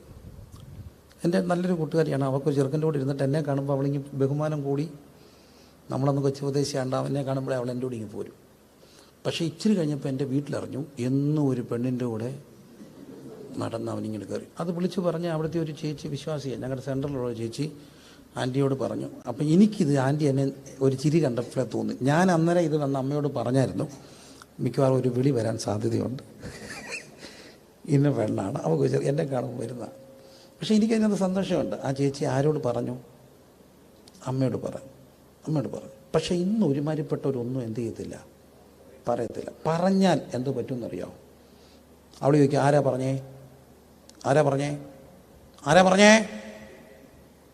പറഞ്ഞെന്നാ? ആ പറഞ്ഞത് ഇവള് എന്ന് ആരോട് പറയും? അവനോട് പറയും. അവൻ ചിലപ്പം ചെന്ന് പിച്ചാത്തി കയറ്റും, 2 ചീത്തവിളിയൊക്കെ വിളിക്കും. എന്താടേ നീ പറഞ്ഞു? അതുകൊണ്ട് ഒരുമാതിരിപ്പെട്ടവരൊന്നും എന്ത് ചെയ്യത്തില്ല, പറയത്തില്ല. എൻ്റെ ഒരു കൂട്ടുകാരൻ്റെ ചേട്ടൻ്റെ മോൻ വെള്ളം അടിച്ച് റോഡിൽ കിടന്നു ഇഷ്യൂ ഉണ്ടാക്കി. ഞാനതറിഞ്ഞപ്പോൾ അവൻ്റെ അവനോട് ചെന്ന് പറഞ്ഞിടാ, നിൻ്റെ ചേട്ടൻ്റെ മോനിനടുത്തൊരു വിഷയം ഉണ്ടാക്കിയിട്ടുണ്ട്, ശരി നീ അവനെ ഒന്ന് ശ്രദ്ധിച്ചോണേ. ഒറ്റ ആഴ്ച കഴിഞ്ഞില്ല, ഈ പകയൻ എന്നെ വഴിക്കിട്ട് തടഞ്ഞു. ഇവനെന്നെ അടിച്ചില്ലെന്നേ ഉള്ളൂ. ഞാനും ഇച്ചിരി ബോൾഡായിട്ട് ഞാൻ പറഞ്ഞു, ഇതിൻ്റെ പേര് നീ എന്നെ എന്ത് പറഞ്ഞാലും സ്വീകരിച്ചണം. പക്ഷേ നീ ഒരു കാര്യം മനസ്സിലാക്കണം, ഞാൻ പറഞ്ഞത് നാട്ടുകാരോടല്ല, ഞാൻ പറഞ്ഞത് നിൻ്റെ ഉപ്പാപ്പനോടാണ്. അത് ഞാനും അവനും തമ്മിലുള്ള ഒരു ബന്ധത്തിൻ്റെ പേരിലാണ് പറഞ്ഞത്. ഇതിൻ്റെ പേര് നീ എന്നെ അടിച്ചാൽ ഞാൻ കൊണ്ടോളാം. പക്ഷേ മറ്റൊരു കാര്യം നീ ഓർക്കണം, ഞാൻ പറഞ്ഞത് നിനക്ക് ഉത്തരവാദിത്തപ്പെട്ട ഒരാളുണ്ടാകും. അവനങ്ങ് പോയി. പക്ഷേ ഇങ്ങനൊരു സംഭവം ഉണ്ടാകുമ്പോൾ മനുഷ്യരൊക്കെ പറയുന്നൊരു കാര്യമുണ്ട്, ആവശ്യമില്ലാത്ത കാര്യത്തിൽ എന്ത് ചെയ്യരുത്, ഇടപെടരുത്. അതുകൊണ്ട് ആരും ആരോട് പറയത്തില്ല, വീട്ടുകാരോട് പറയത്തില്ല. സത്യമാണോ? കുറച്ചെങ്കിലും സത്യമാണോ? എന്ത് കുറഞ്ഞു? ബന്ധം കുറഞ്ഞു. മറ്റേ അനങ്ങിയാൽ എവിടെ അറിയും? വീട്ടിലറിയും. സാറിനോട് പറയും, അവിടുത്തെ അറ്റൻഡർ പറയും, എൻ്റെ കൊച്ചാ ഒന്ന് നോക്കിക്കോണേ, പിന്നെ അങ്ങ് നോട്ടമായിരിക്കും. ഇപ്പം അങ്ങനൊരു ബന്ധമുണ്ടോ? ഇല്ല. മൂന്നാമത്തെ കാര്യം, ഇതുകൊണ്ട് എന്തുകൊണ്ടെന്നറിയാം, ഭയങ്കര ധൈര്യം ഉണ്ടായി. എനിക്കറിയാവുന്നൊരു പെങ്കൊച്ച് 16 വയസ്സായുള്ളൂ, 150 കിലോമീറ്റർ അപ്പുറത്തുള്ള ഒരു ചെറുക്കനുമായിട്ട് ലൈൻ അടിച്ചിട്ട് 16 വയസ്സുള്ള പെണ്ണ്, അവനും 17 വയസ്സ്, ഇവിടെ വന്ന് ബൈക്കെ കൊണ്ടുപോയി. എന്തൊരു ധൈര്യമാണ്. പോയിട്ട് സംഭവിച്ചത്, പ്രായപൂർത്തിയാകാത്തതുകൊണ്ട് ഇവരെ കിട്ടുമ്പോൾ ഇവരെ 2-3 ദിവസമായിട്ട് വനത്തിൽ താമസിക്കുക, പടുത വലിച്ചു കെട്ടി താമസിക്കാമോ? എന്നെ അത്ഭുതപ്പെടുത്തുന്ന കാര്യം, ഈ വനത്തിന് എങ്ങനെ ഈ കൊച്ചു താമസിച്ചു? എന്തോ ധൈര്യമാണ്. നിങ്ങൾക്ക് വനത്തിൽ താമസിക്കാമോ? ആനയുണ്ട്, പുലിയുണ്ട്, പെരുമ്പാമ്പുണ്ട്, അവിടെ വനത്തിൽ താമസിച്ചു. ഇപ്പം എന്തോ ധൈര്യമാണ്. എന്താണ് ഈ ധൈര്യം എല്ലാം ഉണ്ടാകുന്ന ഒറ്റ കാര്യം കൊണ്ടാണ്, ആരെയും പേടിക്കാനില്ല. ബന്ധങ്ങളുണ്ടെങ്കിൽ ഈ ധൈര്യം ഉണ്ടാവും. നമുക്കൊരു ധൈര്യം തോന്നി. ഇപ്പം നമ്മൾ സന്ധ്യയ്ക്ക് വീട്ടിൽ കയറി വരുന്നത് ആരെ പേടിച്ചിട്ടാണ്? സന്ധ്യയ്ക്ക് ഇപ്പോൾ വീട്ടിൽ കയറി വരുന്ന ആരെ പേടിച്ചിട്ടാ? അപ്പനെ അമ്മയൊക്കെ പേടിച്ചിട്ടാ, അല്ലെ ഭാര്യയെ പേടിച്ചിട്ടാ? കുറച്ച് സത്യം ഉണ്ട് അതിനകത്ത്. ബി പി എന്ന് പറയുന്നതിൻ്റെ ഇംഗ്ലീഷ് മലയാളം എന്താ? B P. ഭാര്യയെ പേടിയാണ്. ബി പി ഉള്ളവരെല്ലാം ഇവിടെ വരും, വീട്ടിൽ വരും.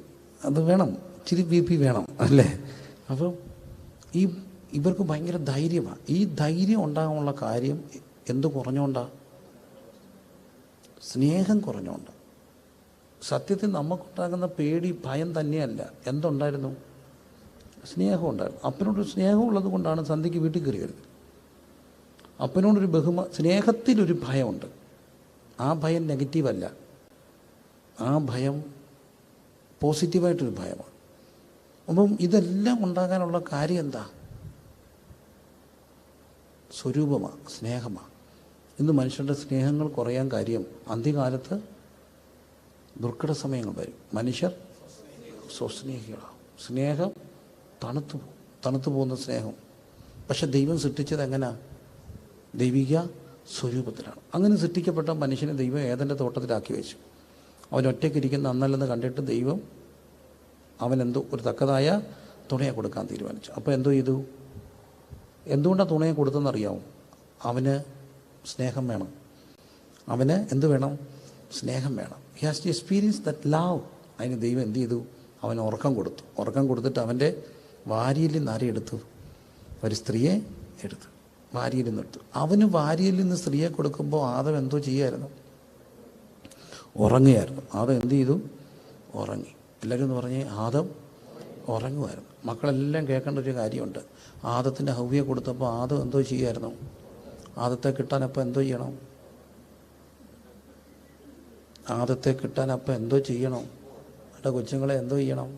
ചുമ്മാ കിടന്നങ്ങ് ഉറങ്ങിയാൽ മതി. തൻ്റെ പ്രിയനോ അവനത് എന്തു ചെയ്യും? ഉറക്കത്തിൽ കൊടുക്കും. അപ്പോൾ ആദത്തിന് ദൈവം ഹവ്വയെ കൊടുക്കുകയായിരുന്നോ ആദം എടുക്കുകയായിരുന്നോ? കൊടുക്കുകയായിരുന്നു. എന്നാൽ മുമ്പോട്ട് പോകുമ്പോൾ ഏശാവ് പോയി 2 എടുത്തുകൊണ്ട് വന്നു. അത് പിന്നത്തേതിൽ അമ്മയ്ക്കും അപ്പനും എന്തിന് കാരണമായി? മനോവ്യസനത്തിന് കാരണമായി. മുമ്പോട്ടുള്ള വാക്യങ്ങൾ മനോവ്യസനത്തിന് കാരണമായി. എന്നാൽ ഇസ്ഹാക്കിന് എടുത്തില്ല, കൊടുത്തു. അത് അവൻ്റെ അമ്മയുടെ മരണദുഃഖം മാറുവാൻ കാരണമാക്കി. വളരെ കൃത്യമായിട്ട് ഇതെല്ലാം ഓർക്കണം. അപ്പോൾ അങ്ങനെ ദൈവം സൃഷ്ടിച്ചു. ഒറ്റയ്ക്കിരിക്കുന്നത് എന്തല്ല, നന്നല്ലെന്ന് കണ്ടിട്ട് ദൈവം എന്ത് ചെയ്തു? കൊടുത്തു കഴിഞ്ഞപ്പം എഴുന്നേറ്റ് വന്നപ്പോൾ 2-ാം അധ്യായത്തിലാണ് അവളെ കണ്ടു. അവളെ കണ്ടപ്പോൾ ഇവനൊരു പോയം പാടി. എന്താണ്? ഇവളെൻ്റെ അസ്ഥിയും മാംസത്തിൽ നിന്ന് മാംസമാണ്. What does it mean? അസ്ഥി, bone of my bone and flesh of my flesh. അസ്ഥി മാംസത്തിൽ നിന്ന് മാംസം. എന്തോ അർത്ഥം? അസ്ഥി മാംസത്തിൽ നിന്ന് മാംസം. അസ്ഥി എന്ന് പറഞ്ഞാൽ എന്താ? ശക്തിയാണ്. എല്ല് ശക്തിയാണ്, അല്ലേ? ശക്തിയാണ്. മാംസം ഒരു പരിധി വരെ ബലഹീനതയാണ്. അപ്പോൾ ഇവിടെ പറയുകയാണ്, നീയാണ് എൻ്റെ ശക്തി, നീയാണ് എൻ്റെ ബലഹീനത. 2 സത്യമാണ്. ഏതൊരു പുരുഷൻ്റെയും ശക്തി ആരാ? സ്ത്രീയാണ്. അതിനകത്ത് നമുക്ക് നിഷേധിക്കാൻ ഒക്കത്തില്ല. ഞാൻ പലപ്പോഴും ഈ കള്ളെന്ന് പറഞ്ഞാലും, ഈ അച്ചായൻ കള്ളെന്ന് പറഞ്ഞാലും പുറത്തിറങ്ങി നോക്കണേ ആര് കൂടെ വേണം? ഈ കള്ളി കൂടെ വേണം. നിങ്ങൾ ശ്രദ്ധിച്ചാൽ അറിയാം. എല്ലാം അച്ഛൻ അവിടെ നിൽക്കാൻ ഒറ്റയ്ക്ക് പോലെ ഞാനിവിടെ എന്ത് ചെയ്യാം? എന്ത് വരാം. അപ്പോൾ അവളെൻ്റെ ആരാണെന്നാ? ശക്തിയാണ്. അത് പറയുമ്പോൾ ഞാൻ പറയുന്നൊരു കാര്യമുണ്ട്. നിങ്ങളുടെ പാസ്റ്റർ ഇവിടെ ഉണ്ട്, എന്നാലും എൻ്റെ ഒപ്പം ഭയങ്കര ധൈര്യശാലിയാണ്. ചെറിയ ധൈര്യമൊന്നുമല്ല ഞാൻ അപ്പനിൽ നിന്ന് കണ്ടേക്കുന്നത്. എൻ്റെ അപ്പനെ പോലെ ധൈര്യമുള്ളൊരു മനുഷ്യനെ എൻ്റെ അപ്പനും എൻ്റെ വല്യപ്പനും അസാധാരണ ധൈര്യമായിരുന്നു. ഒരിക്കലും ഒരു 10-250 പേര് കേൾക്കത്തില്ലേ? ഓക്കെ, ഇപ്പോൾ ഓക്കെ. താങ്ക് യു മോനെ. ഞാൻ ഇത് ലൈവ് പോകുന്നതുകൊണ്ട് ആ പേര് പറയുന്നത്. 10-250 പേരുടെ ഒരു പ്രശ്നം. അന്ന് ഞങ്ങൾക്കൊരു കടയുണ്ട്, ഞാൻ ചെറുതാണ്. അവർ ഒരു പ്രശ്നമായിട്ട് വരിക. എല്ലാവരും കടയടച്ചിട്ട് പോയി. ഈ മനുഷ്യൻ കടയടച്ചില്ല. എല്ലാവരും വീട്ടിൽ നോക്കി അമ്മ നെഞ്ചത്തടിച്ച്, എൻ്റെ പൊന്നപ്പ അടച്ചിട്ട് പോകുന്നില്ല. ഇവരിത്രയും പേര് വരിക. അപ്പോൾ ഒരു കാസേര എടുത്തിട്ടിട്ട് ഒരു കൈക്കോടാലി എടുത്ത് കൈ വെച്ച് പെതുക്കെ രാഗിക്കൊണ്ടിരുന്നു. ഒരു കൈക്കോടാലി എടുത്ത് വെച്ച് ഇങ്ങനെ രാഗിക്കൊണ്ടിരുന്നു. എന്നിട്ട് കാലും വെച്ച് അവിടെ ഇരുന്നു. വന്നവരെല്ലാം പഠിക്കുക വന്നിട്ട് തിരിച്ചു പോയി. ഒറ്റ ഒരുത്തരും അങ്ങോട്ട് നോക്കിയില്ല. അത് ഒരു മനുഷ്യൻ്റെ ധൈര്യമാണ്. കണ്ണി നോക്കി ഇങ്ങനെ ഇരുന്നാൽ അറിയാം ഇവൻ വെറുതെ ഇരിക്കുകയല്ലെന്ന്. അപ്പോൾ ആ ആൾക്ക് പേടിയുണ്ടോ? ധൈര്യമുണ്ടോ? ആ ആൾക്ക് ധൈര്യമുണ്ടോ? ഉണ്ട്. അത്ര ധൈര്യശാലിയാണ്. എൻ്റെ അപ്പനും അമ്മയും കൂടെ ഭയങ്കര വഴക്കുണ്ടാക്കുമായിരുന്നു. നിങ്ങളുടെ വീടുകളിൽ വഴക്കില്ലാത്തതിനായി സ്തോത്രം. ഞങ്ങളുടെ വീട്ടിൽ വഴക്കുണ്ടാക്കുന്നൊരു വീട്. വീട്ടിലൊന്നും വഴക്കില്ലല്ലേ? ഇല്ല, നല്ല വീടുകളാണ്. ഞങ്ങളുടെ അമ്മയും അപ്പനും കൂടെയുള്ള ഏറ്റവും വലിയ വഴക്ക്, എൻ്റെ അമ്മയ്ക്ക് കുളിക്കാൻ മടിയായിരുന്നു. എൻ്റെ അപ്പനാണെ 2 നേരം കിട്ടിയാൽ 3 നേരം കുളിക്കുമായിരുന്നു. രാവിലെ കുളിക്കും, വൈകിട്ട് യോഗത്തിന് പോകുന്നതിന് മുമ്പ് കുളിക്കും. രാത്രി കുളിക്കാതെ പുള്ളിക്ക് കിടക്കാനൊക്കത്തില്ല. അപ്പ കുളിച്ചിട്ട് വരുമ്പോൾ അമ്മ ഇങ്ങനെ കുളിക്കാതിരിക്കും. അമ്മയെ ഇറക്കി വിടും. കുളിക്കാത്ത അമ്മ. ഈ കുളിച്ചവർക്ക് ആരെ കാണും? ദേഷ്യമോ? കുളിക്കാത്തവരെ കാണുന്നത്. ഉണർന്നവർക്ക് ആരെ കാണും? ദേഷ്യമാണ്. ഉറങ്ങുന്നവരെയാണ്. അത് സൈക്കോളജിയാണ്. നമ്മൾ കുളിക്കില്ലെങ്കിൽ ഒരു കുഴപ്പമില്ല, കെട്ടിപ്പിടിച്ച് കിടക്കും. പക്ഷെ കുളിച്ചു പോയെങ്കിൽ പിന്നെ കുളിക്കാത്തവരെ കാണുന്ന പ്രശ്നമാണ്. അപ്പോൾ അപ്പനും അമ്മയും കൂടെ പ്രശ്നം. അമ്മ കുളിക്കത്തില്ല. കുളിക്കാത്ത അമ്മയെ അപ്പ ഇറക്കി വിടും. അമ്മ വന്ന് സെറ്റിയെ കിടക്കും. പക്ഷെ അന്ന് അകത്ത് ബാത്ത് അറ്റാച്ചഡൊന്നും അല്ലാത്തതുകൊണ്ട് രാത്രി അപ്പ ഇറങ്ങുമ്പോൾ അമ്മ ചാടി അകത്ത് കയറും. അതോടുകൂടി സന്ധ്യാവിശ്വസമായി 1-ാം ദിവസം. ഇത് സ്ഥിരം നാടകമായിരുന്നു. പക്ഷേ അമ്മ മരിച്ചു കഴിഞ്ഞ് ഈ ഇഷ്ടന് ഒറ്റയ്ക്ക് കിടക്കാൻ പേടിയായിരുന്നു. കൂട്ടുകിടക്കാൻ അവസാനം എൻ്റെ പെങ്കൊച്ചു കൂടെ കിടക്കണമായിരുന്നു. അവളാണെങ്കിൽ ഇങ്ങനെ മാന്തി അട്ട ചുരുളുന്ന പോലെ ചുരുണ്ട് വന്ന് തൊഴിക്കും. എന്നാലും കൂടെ കിടക്കണം. എന്താ കാര്യം? കൂടെ ഉള്ളപ്പം മനസ്സിലായില്ല ഇവളെൻ്റെ ആരായിരുന്നെന്ന്. അസ്ഥിയായിരുന്നു. ഇവളെൻ്റെ അസ്ഥിക്ക് അസ്ഥിയും മാംസത്തിന് മാംസമാണ്. അങ്ങനെ ദൈവം മനുഷ്യനെ കൊടുത്തു കഴിഞ്ഞപ്പം കർത്താവ് പറയുന്നൊരു വാക്കുണ്ട്, therefore. അത് നിമിത്തം മനുഷ്യൻ അപ്പനെ അമ്മയെ വിട്ട് പിരിഞ്ഞ് ഭാര്യയോട് പറ്റിച്ചേരും. അവർ ഇരുവരും ഒരു ദേഹമായി തീരും.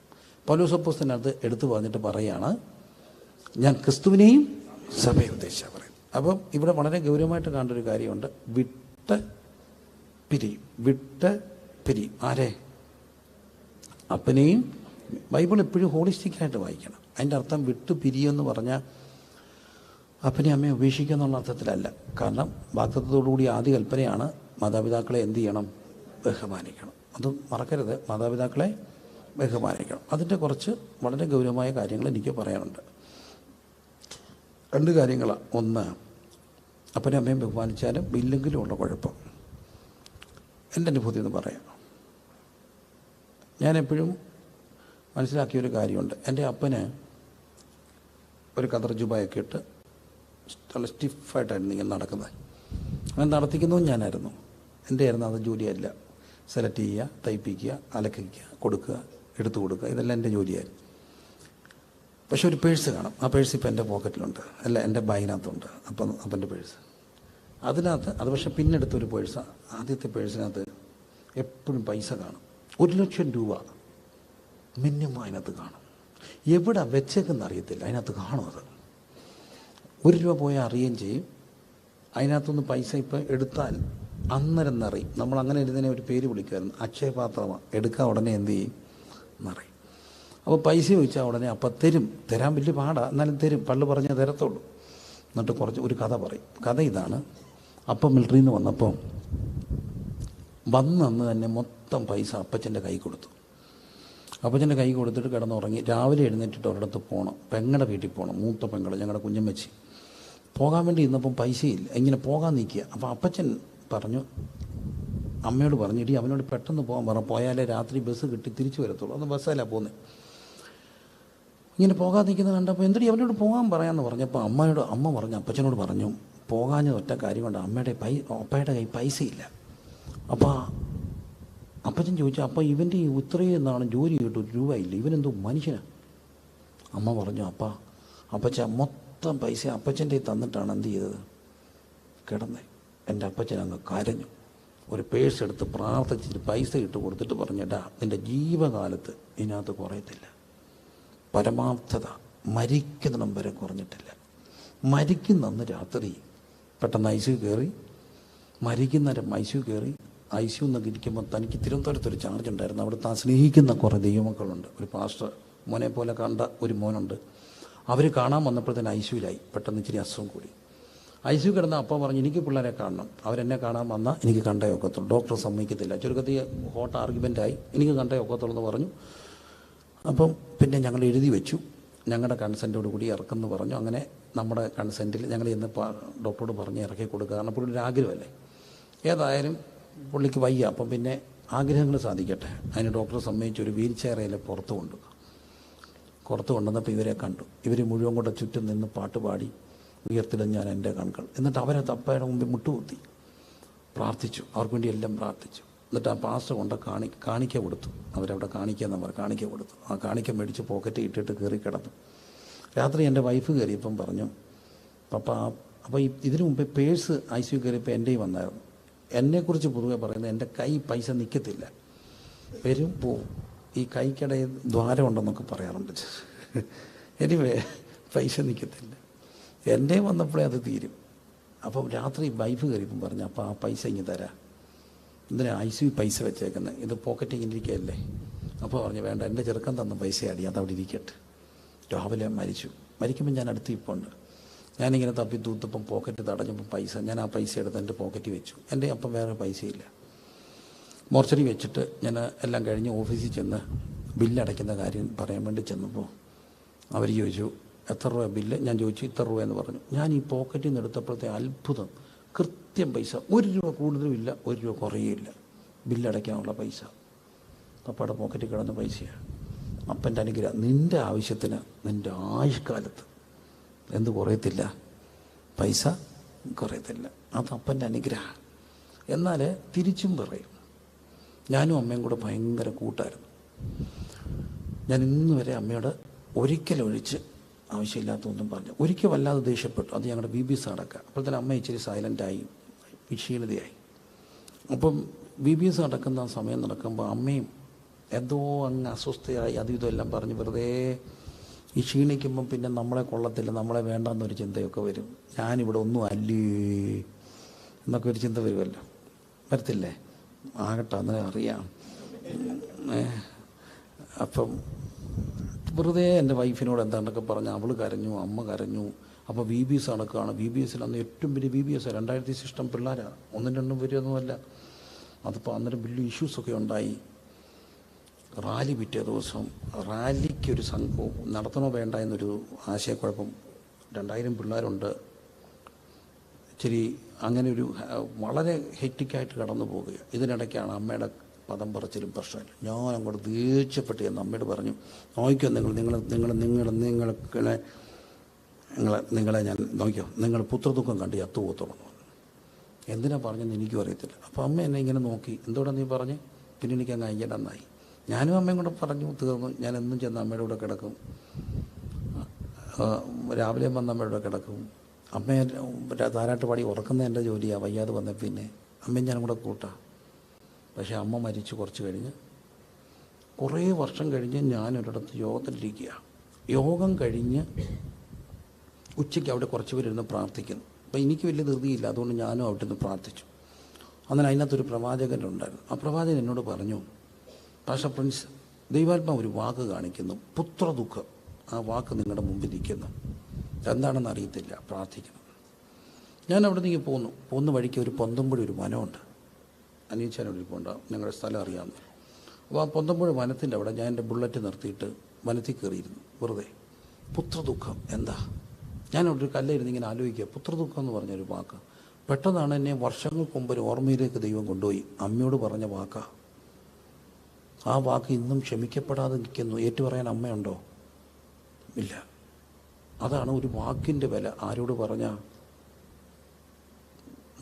അവർ നമ്മളോട് പറഞ്ഞാൽ കുഴപ്പമില്ല, കുഴപ്പമുണ്ട്, നമുക്ക് ക്ഷീണമാകും. പക്ഷെ തിരിച്ചു പറഞ്ഞാൽ അത് നമുക്ക് എന്താവും?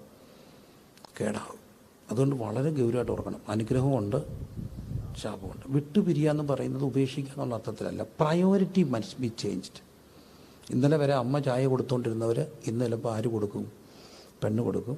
ഇന്നലെ വരെ കഥയെല്ലാം പറഞ്ഞത് അമ്മയോടാണെങ്കിൽ ഇന്ന് തൊട്ട് ആരോട് പറയും?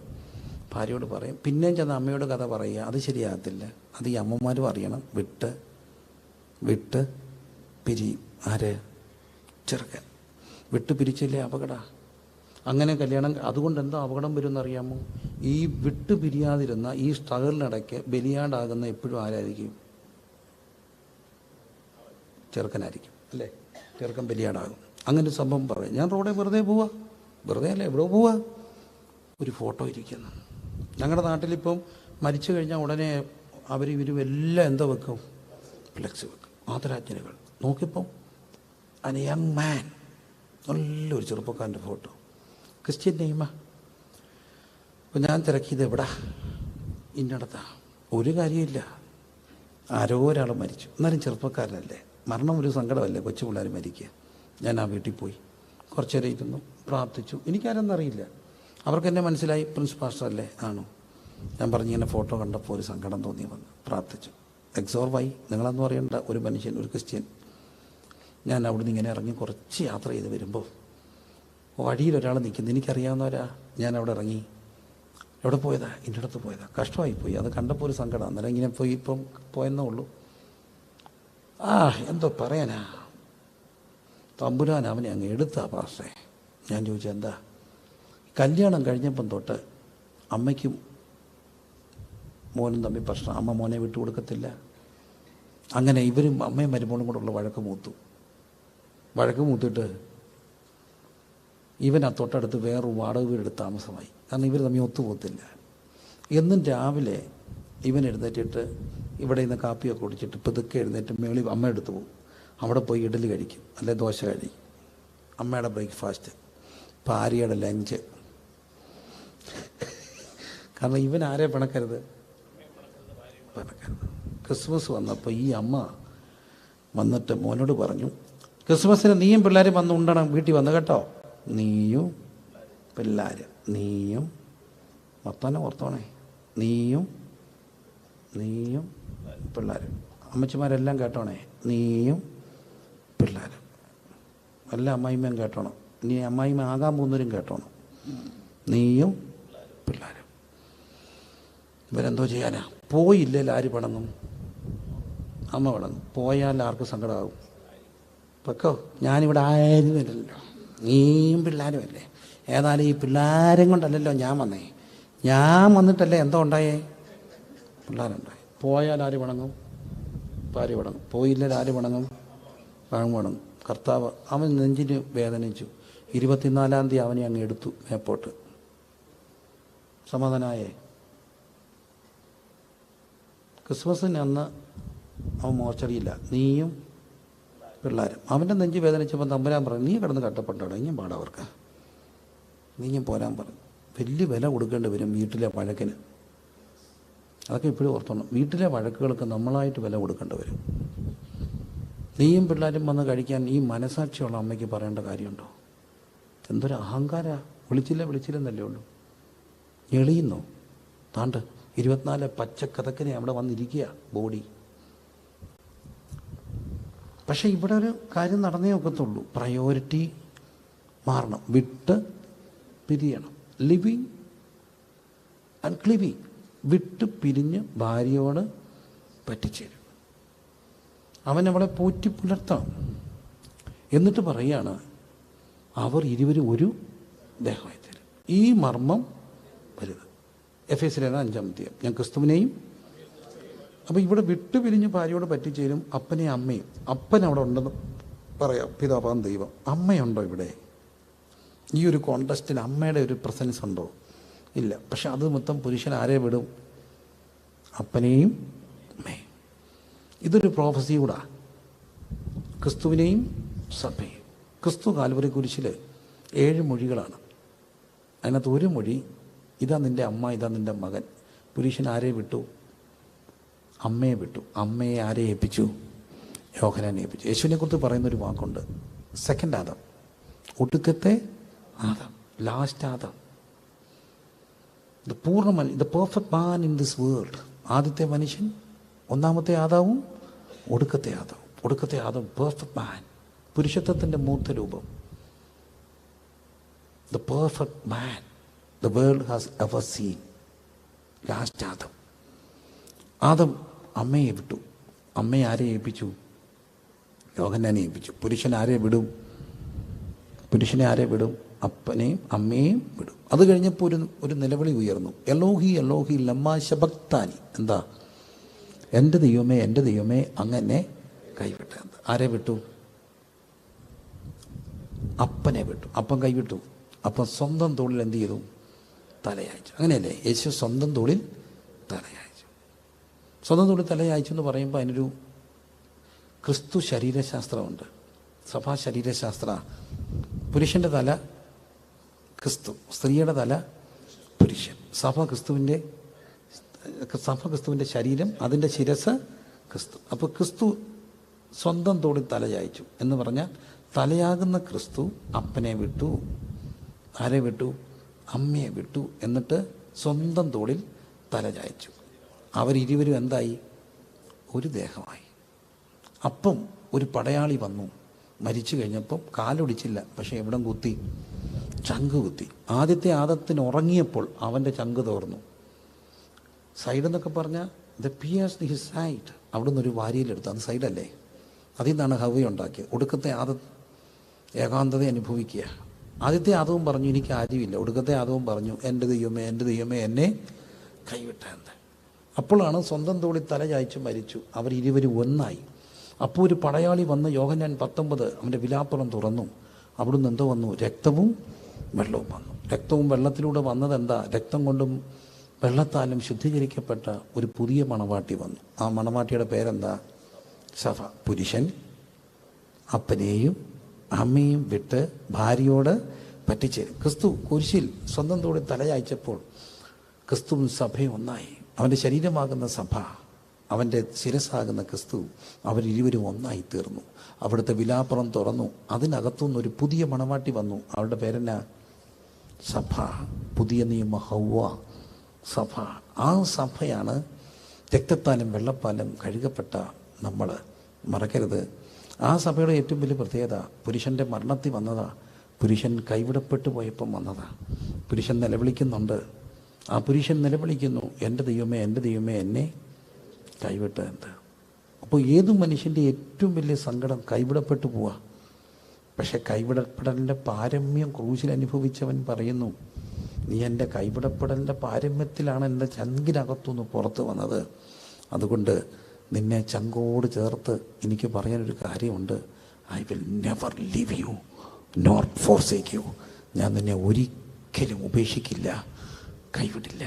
പുരുഷൻ അപ്പനെയും അമ്മയും വിട്ട് ഭാര്യയോട് പറ്റിച്ചേരും. ഇരുവരും ഒരു ദേഹമായി തീരും. ഈ മർമ്മം വലുത്. ഞാൻ ക്രിസ്തുവിനെയും സഭയെ ഉദ്ദേശിച്ചാണ് പറയുന്നത്. അപ്പോൾ അത്ര മഹത്തരമാണ് ഭാര്യാഭർത്തൃ ബന്ധം. അത്ര മഹത്തരമാണ് ക്രിസ്തുവും സഭയും തമ്മിലുള്ള ബന്ധം. എന്തുകൊണ്ടാണ് ക്രൈസ്തവ സഭ മാര്യേജിന് ഭയങ്കര പ്രാധാന്യം കൊടുക്കുന്നത്? ഇത് ഈ മർമ്മമായതുകൊണ്ടാണ്. ഇത്ര കഷ്ടപ്പെട്ടാണ് ക്രിസ്തു കുരിശിൽ നമ്മളെ ചേർത്ത് പിടിച്ചത്. അതിൻ്റെ നിഴലാണ്, അതിൻ്റെ പൊരുടും നിഴലുമാണ്. അതുകൊണ്ട് ക്രിസ്തു പറയുന്നു, ഞാൻ നിന്നെ ഒരിക്കലും കൈവിടില്ല, ഞാൻ നിന്നെ ഒരു നാളും അനാഥനായിട്ട് വിടുകയില്ല, ലോകാവസാനത്തോളം കൂടെ ഇരിക്കും. അങ്ങനെ ഉണ്ടെങ്കിൽ സഭ വെറുക്കുന്ന ഏറ്റവും വലിയൊരു മഹാപാതകമുണ്ട്. എന്താ? വിവാഹമോചന. എന്തുകൊണ്ടാണ് വിവാഹമോചനം ദൈവത്തിന് അറപ്പായിരിക്കുന്നറിയാമോ? ഇതാണ് വിവാഹത്തിൻ്റെ നിഴൽ. ഇതാണ് വിവാഹത്തിൻ്റെ നിഴൽ. അതുകൊണ്ട് ദൈവസഭ ഏറ്റവും കൂടുതൽ പ്രാർത്ഥിക്കേണ്ട ഒരു വിഷയമുണ്ട്. കുഞ്ഞുങ്ങളെ ഏറ്റവും കൂടുതൽ പ്രാർത്ഥിക്കണം. കല്യാണത്തിനൊക്കെ മുമ്പ് ഒത്തിരി പ്രാർത്ഥിച്ചൊരുങ്ങണം. ആണും പെണ്ണും, ആണിൻ്റെയും പെണ്ണിൻ്റെയും വീട്ടുകാർ. പലപ്പോഴും പെൺകുട്ടി ആൺകുട്ടി അല്ല ഇടപെടൽ പ്രശ്നം, വീട്ടുകാരാ. ഹെൽത്തി ഇൻ്റർവെൻഷൻ നല്ലതാണ്, പക്ഷെ അൺഹെൽത്തി ഇൻ്റർവെൻഷൻസ് ഉണ്ട്. പല പ്രശ്നങ്ങളും സോൾവ് ആകും. Time heels everything. എല്ലാ കുടുംബത്തിലും ഒരു സഹനത്തിൻ്റെ മനസ്സിലാക്കാൻ വരുന്ന ഒരു ആദ്യത്തെ സമയമുണ്ട്. ആ സമയം കഴിഞ്ഞാൽ പിന്നെ അങ്ങ് പൊക്കോളൂ. പക്ഷേ ഇന്ന് നമ്മൾ കാണുന്ന ഡിവോഴ്സ് കൂടുക ഈ മർമ്മം അറിയാത്തതുകൊണ്ടാണ്. ഡിവോഴ്സ് കൂടാനുള്ളത് കാരണം, ഞാനൊരു സർവേ നടത്തി. ഇന്ന് ഞാൻ പഠിച്ചുകൊണ്ടിരിക്കുക. ഞാൻ പോകുന്നിടത്തെല്ലാം ചോദിക്കുന്നു, പഠിക്കുന്നു, ശ്രമിക്കുന്നു. എൻ്റെ അറിവ്, എൻ്റെ തിസിസ് ശരിയോ തെറ്റോ നിങ്ങൾ പറയണം. ഡിവോഴ്സ് കൂടിയത് എഡ്യൂക്കേറ്റഡ് ക്ലാസ്സിൻ്റെ ഇടയിലാണോ അൺഎഡ്യൂക്കേറ്റഡ് ക്ലാസ്സിൻ്റെ ഇടയിലാണോ? എഡ്യൂക്കേറ്റഡ്. ഭാര്യയ്ക്കും ഭർത്താവിന് എഡ്യൂക്കേഷൻ കൂടി. അവിടെ അല്ലേ വിവാഹമോചനം. വിവാഹമോചനത്തിന് 8ാം ക്ലാസ്സിൽ തോറ്റായിട്ട് ചേച്ചി, 9ാം ക്ലാസ്സിൽ തോറ്റ അച്ചായനെ കെട്ടി. ചേച്ചി വീട്ടിലൊക്കെ ഇടയ്ക്ക് പണിക്ക് പോകും, അച്ചായൻ്റെ അറിയാതെ. ഇവർ തമ്മിൽ കല്യാണം പിണങ്ങി ഇവൾ വീട്ടിൽ പോയി. അതിനിടയ്ക്കൊരു വക്കീലിനെ പിടിച്ചു. വക്കീൽ നോക്കിയിട്ട് പറഞ്ഞു, എല്ലാം റെഡിയാക്കി തന്നേക്ക്, നാളെ ഒരു 25,000 രൂപയുമായിട്ട് അവൾ പറഞ്ഞു. 25,000 രൂപയോ? പിന്നെ ആ പരിപാടി അങ്ങ് നിർത്തി. അവൾ വീട്ടിൽ നിന്ന്. ഇതിനിടയ്ക്ക് നാത്തൂനുമായിട്ട് വഴക്കുണ്ടായി. ആരുടെ നാത്തൂനുമായിട്ടാണ്? അവിടെ നാത്തൂനായിട്ട്. അപ്പോൾ അവൾ പറഞ്ഞു, പോഴീൻ്റെ പാട്ട് നിന്നെ വെള്ളത്തെക്കാട്ടി നല്ല എൻ്റെ കെട്ടിയോ എൻ്റെ കഞ്ഞിവെള്ളം ആടി. അങ്ങ് തിരിച്ചു പോയി. ഇവൻ ആരാ മോൻ? അന്ന് തന്നെ അവൾ ഗർഭിണിയായി. ഇപ്പോൾ ഒരു കൊച്ചുണ്ടായി, പിന്നെ അടുത്ത കൊച്ചുണ്ടായി. ഇപ്പോൾ ഇവൾ പറയുന്നുണ്ട്, ഞാനങ്ങ് സഹിക്കുക ഈ പിള്ളേരെ ഓർത്ത് ഞാൻ എന്ത് ചെയ്യുക, സഹിക്കുക. തിരിച്ചു പോയാൽ നാത്തൂൻ്റെ നിന്നവളം കാണണേ. പക്ഷേ ഇവക്ക് ജോലിയുണ്ട്, അവിടെ വീട്ടുകാർക്ക് പൈസയുണ്ട്. പണ്ട് ഈ പ്രശ്നം ഉണ്ടായിരുന്നു. പെണ്ണ് വീട്ടിൽ വന്നിട്ട് പറയും, ഇവിടെ പ്രശ്നമാണ്, ഞാനങ്ങ് പോരുവാ, ഞാനിപ്പം അങ്ങ് വരും, ഇവിടെ ഭയങ്കര എന്നാടി. അതേ, അതുകൊണ്ടാണ് ഈ ജ്ഞാനമുള്ള സ്ത്രീ എന്തോ പണിയും, വീട് പണി. ജ്ഞാനം എന്ന് പറയുന്ന അറിവല്ല, ഡിവൈൻ വിസ്ഡമാണ്. എന്നാ കാര്യം? അമ്മ ഇവൻ്റെ ഫോണിൽ ഒരു മെസ്സേജ് വന്നു, ഒരു പെണ്ണിൻ്റെ. ഞാൻ കണ്ടു, ഞാൻ എനിക്കിനി വേണ്ട അവനെ, ഞാൻ വരിക, വഞ്ചകൻ, ചതിയൻ. എന്നാൽ ഈ വല്യമ്മ പറയാ, ജ്ഞാനമുള്ള വല്യമ്മ, നീ എന്തോ കണ്ടു? മെസ്സേജ്. അതല്ലേ കണ്ടുള്ളൂ. നിൻ്റെ വല്യപ്പനുണ്ടല്ലോ ഇളെ ഞാൻ ലൈവായിട്ട് പിടിച്ചതാ. ലൈവായിട്ട് നമ്മുടെ പല വല്യപ്പന്മാരെ അമ്മച്ചിമാരെ പിടിച്ചതാ, ഞാൻ കണ്ടിട്ടുണ്ട്. കയ്യെ പിടിച്ച് വരുന്ന പോടോ ഇവിടെ, അവക്കിട്ട് 2 അടിയും കൊടുത്ത് ഇളിങ്ങനെ വരുണ്ട ചമ്മി, പിന്നെ ആള് ജീവിതത്തിൽ പോകത്തില്ല. ശരിയാണെന്നോടോ? കളഞ്ഞില്ല. അന്ന് എൻ്റെ അമ്മ കൊച്ചാ, അതുകൊണ്ട് എന്തോ ചെയ്തില്ല, കളഞ്ഞില്ല. അന്ന് അവൾ പറഞ്ഞ് ചാകുമെന്ന്. നിങ്ങളെന്നെ കൊണ്ടുപോയില്ലേ, നിങ്ങളെൻ്റെ ശാപം കാണും. ശവം കുടിച്ചിട്ടോളാം. ചാകുമെന്ന് പറഞ്ഞവരെല്ലാം ചാവുമോ? അങ്ങനെ ആയിരുന്നെങ്കിൽ ഇന്ന് ഇവിടെ ആരെങ്കിലും കാണുമോ? ഇങ്ങോട്ട് നോക്കി. സെമിത്തേരിക്ക് ചാകുമെന്ന് പറഞ്ഞിട്ടുണ്ടോ? എൻ്റെ കണ്ണി നോക്കി. ചാകുമെന്ന് പറഞ്ഞിട്ടുണ്ടോ? ചാകണമെന്ന് പറഞ്ഞിട്ടുണ്ടോ? ഇല്ല, ആൻറ്റി പറഞ്ഞിട്ടില്ല. ദൈവം അനുഗ്രഹിക്കില്ല. പറഞ്ഞിട്ടുണ്ടോ? സത്യം പറ, എൻ്റെ കണ്ണി നോക്കി പറയണം. ഈ ചാകുമെന്ന് പറഞ്ഞവരെല്ലാം ചത്താലേ? ചാകത്തില്ല മക്കളെ, അങ്ങനൊന്നും പേടിക്കരുത്. ഞാനൊരു ദിവസം ആത്മഹത്യയെക്കുറിച്ച് പഠിക്കുമ്പോൾ എൻ്റെ ഒരു സുഹൃത്ത് കയറി വന്നു. എന്തോ വിഷയം ഞാൻ പറഞ്ഞു, ആത്മഹത്യ കൂടുന്നു, അതിനെപ്പറ്റി കാര്യകാരണ സഹിതം പൗർവിഷൻ ഒരു മെസ്സേജ് കൊടുക്കാൻ വേണ്ടി ഞാൻ വിശദമായിട്ട് ശരിക്കും ഞാൻ പഠിക്കുകയാണ്.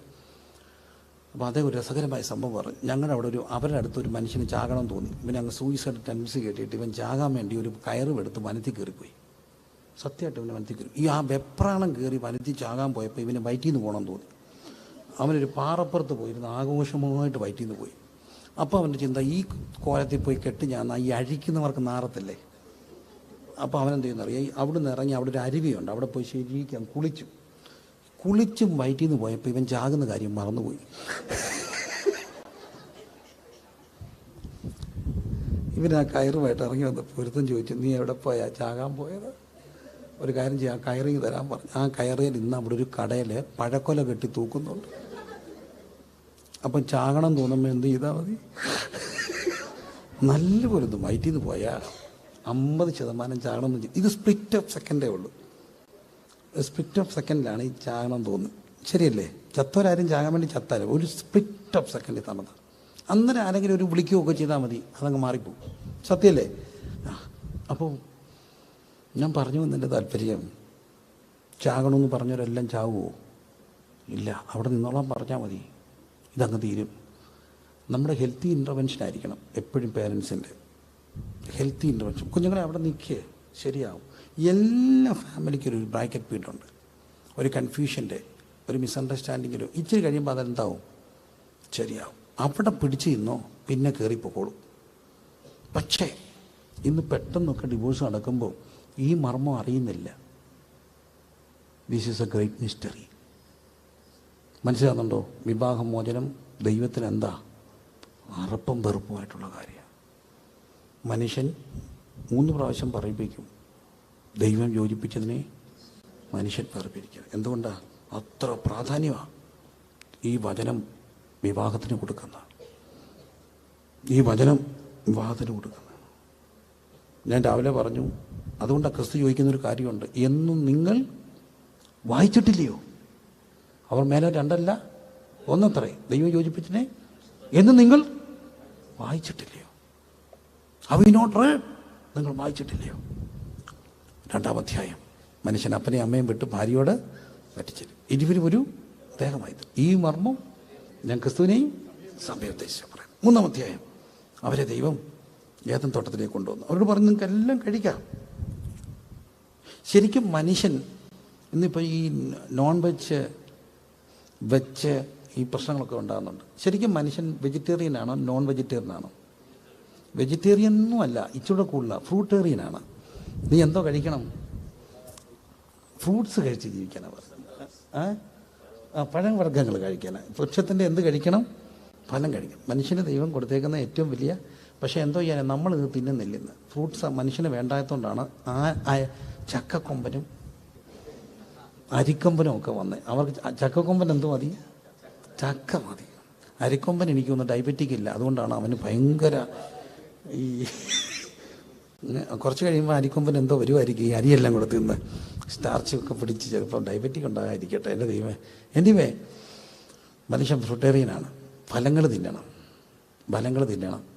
മനുഷ്യന് ദൈവം ഈ നോൺ വെജ് ഒത്തിരി കഴിക്കാതിരിക്കുകയാണെന്നാണ് പറയുന്നത്. കാരണം ഈ നോൺ വെജ് കഴിക്കുന്ന മൃഗങ്ങളെല്ലാം തന്നെ രാത്രിയിലാണ് നടക്കുക, ഇര തേടി നടക്കുകയാണ്. നിങ്ങൾ ശ്രദ്ധിച്ചാൽ അറിയാം. അതിൻ്റെ അർത്ഥം എന്തും കഴിച്ചാലും കുഴപ്പമില്ല, പക്ഷേ കുറച്ചുകൂടെ ഹെൽത്ത്. ഇപ്പോൾ 3-ാം അധ്യായത്തിൽ ദൈവം അവരെ തോട്ടത്തിൽ നടുക്കാക്കിയിട്ട് പറഞ്ഞു, എല്ലാം കഴിക്കാം, പക്ഷെ ഒന്ന് മാത്രം കഴിക്കരുത്, നടുക്ക് ഇരിക്കുന്ന വൃക്ഷത്തിൻ്റെ ഫലം കഴിക്കരുത്. അങ്ങനെ പറയുന്ന ഒരു കാര്യമുണ്ട്. ഏത് വൃക്ഷഫലം അത്? Tree of good and evil, നന്മതിന്മകളുടെ അറിവിൻ്റെ വൃക്ഷം. ഇതെന്തുകൊണ്ടാണെന്ന് എൻ്റെ ഒരു വ്യാഖ്യാനം, ഈ നന്മയും തിന്മയും നിശ്ചയിക്കേണ്ടത് നമ്മുടെ സ്വാതന്ത്ര്യത്തിലാണോ ദൈവത്തിൻ്റെ സ്വാതന്ത്ര്യത്തിലാണോ? ദൈവത്തിൻ്റെ കണ്ണിൽ കൂടെ വേണോ കാണാൻ, നമ്മുടെ കണ്ണിൽ കൂടെ വേണോ? ഇന്നത്തെ കുഞ്ഞുങ്ങൾ ചോദിക്കുന്ന ഏറ്റവും വലിയ ചോദ്യമുണ്ട്. ഒരു ജനറേഷൻ്റെ ഒരു ചോദ്യമാണ്, എന്ത് ഉപദേശം കൊടുത്താലും ചോദിക്കും, അതിനകത്ത് എന്താ തെറ്റ്? എന്നോട് പ്രീമാരിറ്റൽ സെക്സിനെ പറ്റിയോ, കൊഹാബിറ്റേഷനെ കുറിച്ചോ, ഇപ്പോൾ ഈ LGBT അവരങ്ങനെ ലൈക്ക് ദാറ്റ്, ബട്ട്സ് റോങ്, അങ്ങനെ ഇല്ല. അവർ let them live like that. നിങ്ങളെന്തിനീ ആവശ്യമില്ലാത്ത കാര്യത്തിൽ ഇടപെടുന്നേ? അപ്പോൾ ഇവർക്ക് ശരി തെറ്റുകളെക്കുറിച്ചുള്ള ബോധമില്ല. അവനവൻ്റെ സ്വാതന്ത്ര്യത്തിലാണ് മനുഷ്യൻ നന്മയും തിന്മയും നിശ്ചയിക്കുക. ദൈവം പറഞ്ഞു, അവത്തെ തൊടണ്ട, നീ എൻ്റെ സ്വാതന്ത്ര്യത്തിലും എൻ്റെ സ്റ്റാൻഡേർഡ് ജീവിക്കണം, നിൻ്റെ സ്റ്റാൻഡേർഡിലോട്ട് എന്നെ കൊണ്ടുവരരുത്. നന്മയും തിന്മയും നിശ്ചയിക്കേണ്ടത് ആരുടെ സ്റ്റാൻഡേർഡില്ല? ദൈവത്തിൻ്റെ സ്റ്റാൻഡേർഡില്ല. ദൈവത്തിൻ്റെ സ്റ്റാൻഡേർഡ് വിട്ടാ ഇപ്പം ഈ എല്ലാ പേരൻസും ഒരു പരിധി വരെയൊക്കെ അഭിമുഖീകരിക്കുന്നൊരു പ്രശ്നമുണ്ട്. എങ്ങനെ മുടി വളർത്തണം, ഇതൊക്കെ നമ്മൾ പറയുന്നവരല്ലെങ്കിലും ഒരു പ്രശ്നമാണ്. ഇത് ശരിക്കും നമ്മുടെ ഒരു കൾച്ചറുണ്ട്, ബൈബിൾ ട്രഡീഷൻ ഉണ്ടല്ലോ, ഒരു എല്ലാവർക്കും സ്ട്രഗിളൊക്കെയാണ്. അപ്പോൾ ഒരു ഉദ്ദേശി എന്തോ പറഞ്ഞപ്പം ഇവനിങ്ങനെ വല്ലാതെ ഊശാന്തടിയൊക്കെ വളർത്തിക്കൊണ്ടൊക്കെ വന്നു. ഇങ്ങനെ ഇവിടെ മാത്രം ഇങ്ങനെ വെച്ച് ഇങ്ങനെ നക്കണം. അപ്പോൾ ഉദ്ദേശി എന്തോ പറഞ്ഞപ്പോൾ അവൻ ചോദിച്ചു, മീശ വെക്കരുത്, വേദവസത്തിലുണ്ടോ? അപ്പോൾ ഉദ്ദേശി പറഞ്ഞു, മോനെ, വേദവസത്തിൽ മീശ എന്നല്ല, ആവശ്യമില്ലാത്ത ഒരു കാര്യം ഇതിനകത്ത് കൊണ്ട് വെക്കരുത്. അവൻ്റെ ചോദ്യം എന്താ? വേദവസത്തിൽ മീശ വെക്കരുന്നുണ്ടോ? മോനെ, ഇതിനകത്ത് വേറെ ഒരു കാര്യം എന്ത് ചെയ്യരുത്, വെക്കരുത്. അതൊക്കെ വെക്കാനാണോ ഇത്? അല്ല. അതുകൊണ്ട് നീ ഇതിനകത്ത് മീശ ഒരിക്കലും എന്ത് ചെയ്യരുത്. അല്ല, ഇങ്ങനെ പറയുന്നവനോട് എന്തോ പറയണ്ടേ? എനിവേ, എല്ലാവരും ചോദിക്കുന്നത് ചോദ്യമാണ്, what's the wrong in it? എപ്പോഴും നമ്മൾ ഓർക്കണം, നമ്മൾ എന്ത് ചെയ്താലും ആരുടെ സ്റ്റാൻഡേർഡ് ചെയ്യണം? ദൈവത്തിൻ്റെ സ്റ്റാൻഡേർഡ്. ഇപ്പോൾ ഡൂസ് ആൻഡ് ഡോൺസ് അല്ല ഞാൻ പറയുക. ഞാനങ്ങനെ നിങ്ങൾ അതെടുക്കണം, ഇതെടുക്കണം, ഇങ്ങനെ മുടി വെട്ടണം, അങ്ങനെ മുടി വെട്ടണം, ഇതൊന്നും പറയാൻ ഞാൻ നിൽക്കുകയല്ല. പക്ഷേ ഒരു കാര്യം ഓർക്കണം, എന്ത് ചെയ്താലും നമ്മുടെ മനസ്സാക്ഷിയിൽ ഒറ്റ കാര്യം ചോദിക്കുക, ദൈവത്തിൻ്റെ ആ ഒരു സ്റ്റാൻഡേർഡിൽ ഇതെന്ത് ചെയ്യുന്നുണ്ടോ, നിരക്കുന്നുണ്ടോ? നമുക്ക് നമ്മളോട് തന്നെ ചോദിച്ചാൽ ഉത്തരം കിട്ടും. സീരിയസ് ആണെങ്കിൽ ഉത്തരം കിട്ടും. അപ്പോൾ നന്മകളെക്കുറിച്ചാണ് അതിൻ്റെ വിഷയത്തിൽ നിങ്ങൾ തൊടണ്ട എന്ന് പറഞ്ഞാൽ, നിങ്ങൾ നിങ്ങളുടെ സ്റ്റാൻഡേർഡ് ജീവിക്കരുത്, എൻ്റെ സ്റ്റാൻഡേർഡിൽ എന്ത് ചെയ്യണം, ജീവിക്കണം. അപ്പോഴാണ് സാത്താൻ വന്നിട്ട് പറഞ്ഞു, അങ്ങനല്ല, നിങ്ങളിത് കഴിച്ചാൽ കണ്ണു തുറക്കും, നിങ്ങൾ ആരെപ്പോലെ കാണും? ദൈവത്തെ പോലെ. ഈ സാത്താൻ്റെ ഏറ്റവും വലിയ കഴിവ് എന്താണെന്നറിയാവും? സാത്താൻ്റെ ഏറ്റവും വലിയ കഴിവ് കള്ളം സത്യമാക്കി അവതരിക്കും. അഡ്വർടൈസ്മെന്റ് മുഴുവൻ ഇങ്ങനെ, ഇത് കഴിക്കൂ, ഇങ്ങനെയാകൂ. അങ്ങനെ ആകുമെന്നല്ല, കിഡ്നി അടിച്ചു പോകും. ഒരു അഡ്വർടൈസ്മെന്റ് കണ്ടേ, വെളുക്കാൻ തേച്ചത് അവസാനം എന്താകും? വേണ്ടാവും. എല്ലാവരും അഡ്വർടൈസ്മെന്റ് എന്ന് പറയുന്നതിൻ്റെ ഒരു കൾച്ചർ ഞാൻ ചോദിച്ചാൽ, നിങ്ങളെ വിശ്വസിപ്പിക്കാൻ നമ്മളെ എന്ത് ചെയ്യണം? അതുകൊണ്ടാണ് അഡ്വർടൈസ്മെന്റ് കണ്ട് ഒരിക്കലും ഒരു സാധനം എന്ത് ചെയ്യരുത്, മേടിക്കരുത്. അതാണ് ഇന്ന് മനുഷ്യർക്ക് അങ്ങനെയാണ് മേടിക്കുക. നമ്മൾ പണ്ട് കടയിൽ പോകുമ്പോൾ ഇതെല്ലാം ആവശ്യമില്ലാത്തൊരു ട്രെൻഡാണ്. കടയിൽ പോകുന്ന നിങ്ങൾ ആരെങ്കിലും കടയിൽ പോകുന്ന മക്കളുണ്ടോ എന്ന് കൈവയ്ക്കുക സാധനം മേടിക്കാൻ? മക്കൾ ഈ മോളൊക്കെ കടയിൽ സാധനം മേടിക്കാൻ പോകും. പലർക്ക് അങ്ങനെ പോകുന്ന മക്കളുണ്ടോ? കൈവയ്ക്കുക. എങ്ങനെയാണ് മേടിക്കാൻ പോകുന്നത്? നേരത്തെ എങ്ങനെയാണ് മേടിക്കാൻ പോകുന്നറിയാം. ഒരു ലിസ്റ്റ് ഇരുത്. 100 പഞ്ചസാര, 250 പഞ്ചസാര എന്ന് കുറവാണ്. കാപ്പിപ്പൊടി 100, 5 കിലോ അരി, 1/2 കിലോ വെളിച്ചെണ്ണ, വേണ്ടതെല്ലാം ലിസ്റ്റുമായിട്ട് പോയിട്ട് നമ്മൾ ആ ലിസ്റ്റ് കൊടുത്തിട്ട് ആ ലിസ്റ്റിൽ എന്ത് മേടിച്ചു? സാധനം മേടിച്ചു. ഇന്ന് പോകുന്നത് എങ്ങനെയാണ്? മാളിലോട്ട് പോകുന്നു, ഒരു വണ്ടി എടുക്കുന്നു, ഈ വണ്ടിയും കൊണ്ട് ഇങ്ങനെ നടക്കുന്നു. അവിടെ എഴുതി വെച്ചിരിക്കുന്നു buy 2 get 1 ഫ്രീ. ഇതും യൂസഫ് അലി ബൈബിൾ വായിച്ചായിരിക്കും.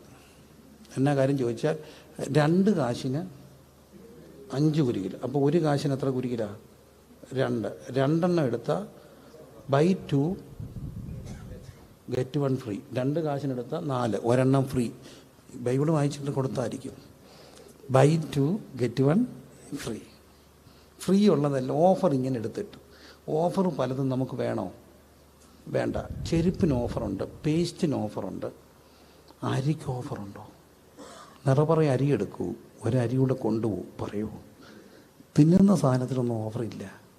പേസ്റ്റ് ഈ ഓഫറെല്ലാം കൂടെ എടുത്തിട്ട് 5 തലമുറയ്ക്ക് തേക്കാനുള്ള പേസ്റ്റ് ഇരിപ്പുണ്ട്. ചുമ്മാ ഓഫറുള്ളതെല്ലാം പേസ്റ്റ് തിന്നാനൊക്കെ. പുതിയൊരു കണ്ടുപിടുത്തം ഞാൻ കണ്ടു. പേസ്റ്റ് ഇട്ട്, കൂടുതലിരിക്കുന്ന പേസ്റ്റ് എടുത്തിട്ട് വണ്ടി കഴുകുന്നു. ഗ്ലാസ് കഴുകാൻ ഏറ്റവും നല്ല സാധനമാണ്. ചുമ്മാ ഇച്ചിരി തേച്ചിട്ട് വെച്ചാൽ ഗ്ലാസ് ക്ലിയറാണ്. അപ്പം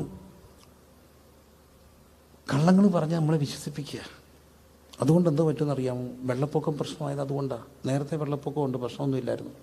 വെള്ളപ്പൊക്കം വരുമ്പോൾ അച്ചായൻ്റെ തലയിലോട്ട്, പിള്ളേരുടെ എല്ലാം തലയിൽ ഓരോ കൊട്ട സാധനം കൊടുക്കും. ഏറ്റവും ഒടിയിൽ അച്ചാനും അമ്മാമ്മയും കൂടെ ഇറങ്ങി വരും. മെത്ത 2-3 എണ്ണം കാണും, അത് ചുരുട്ടി തട്ടമ്പുറത്ത് വെക്കും. ബാക്കി തടിക്കറ്റിലെല്ലാം കെട്ടിയിടും.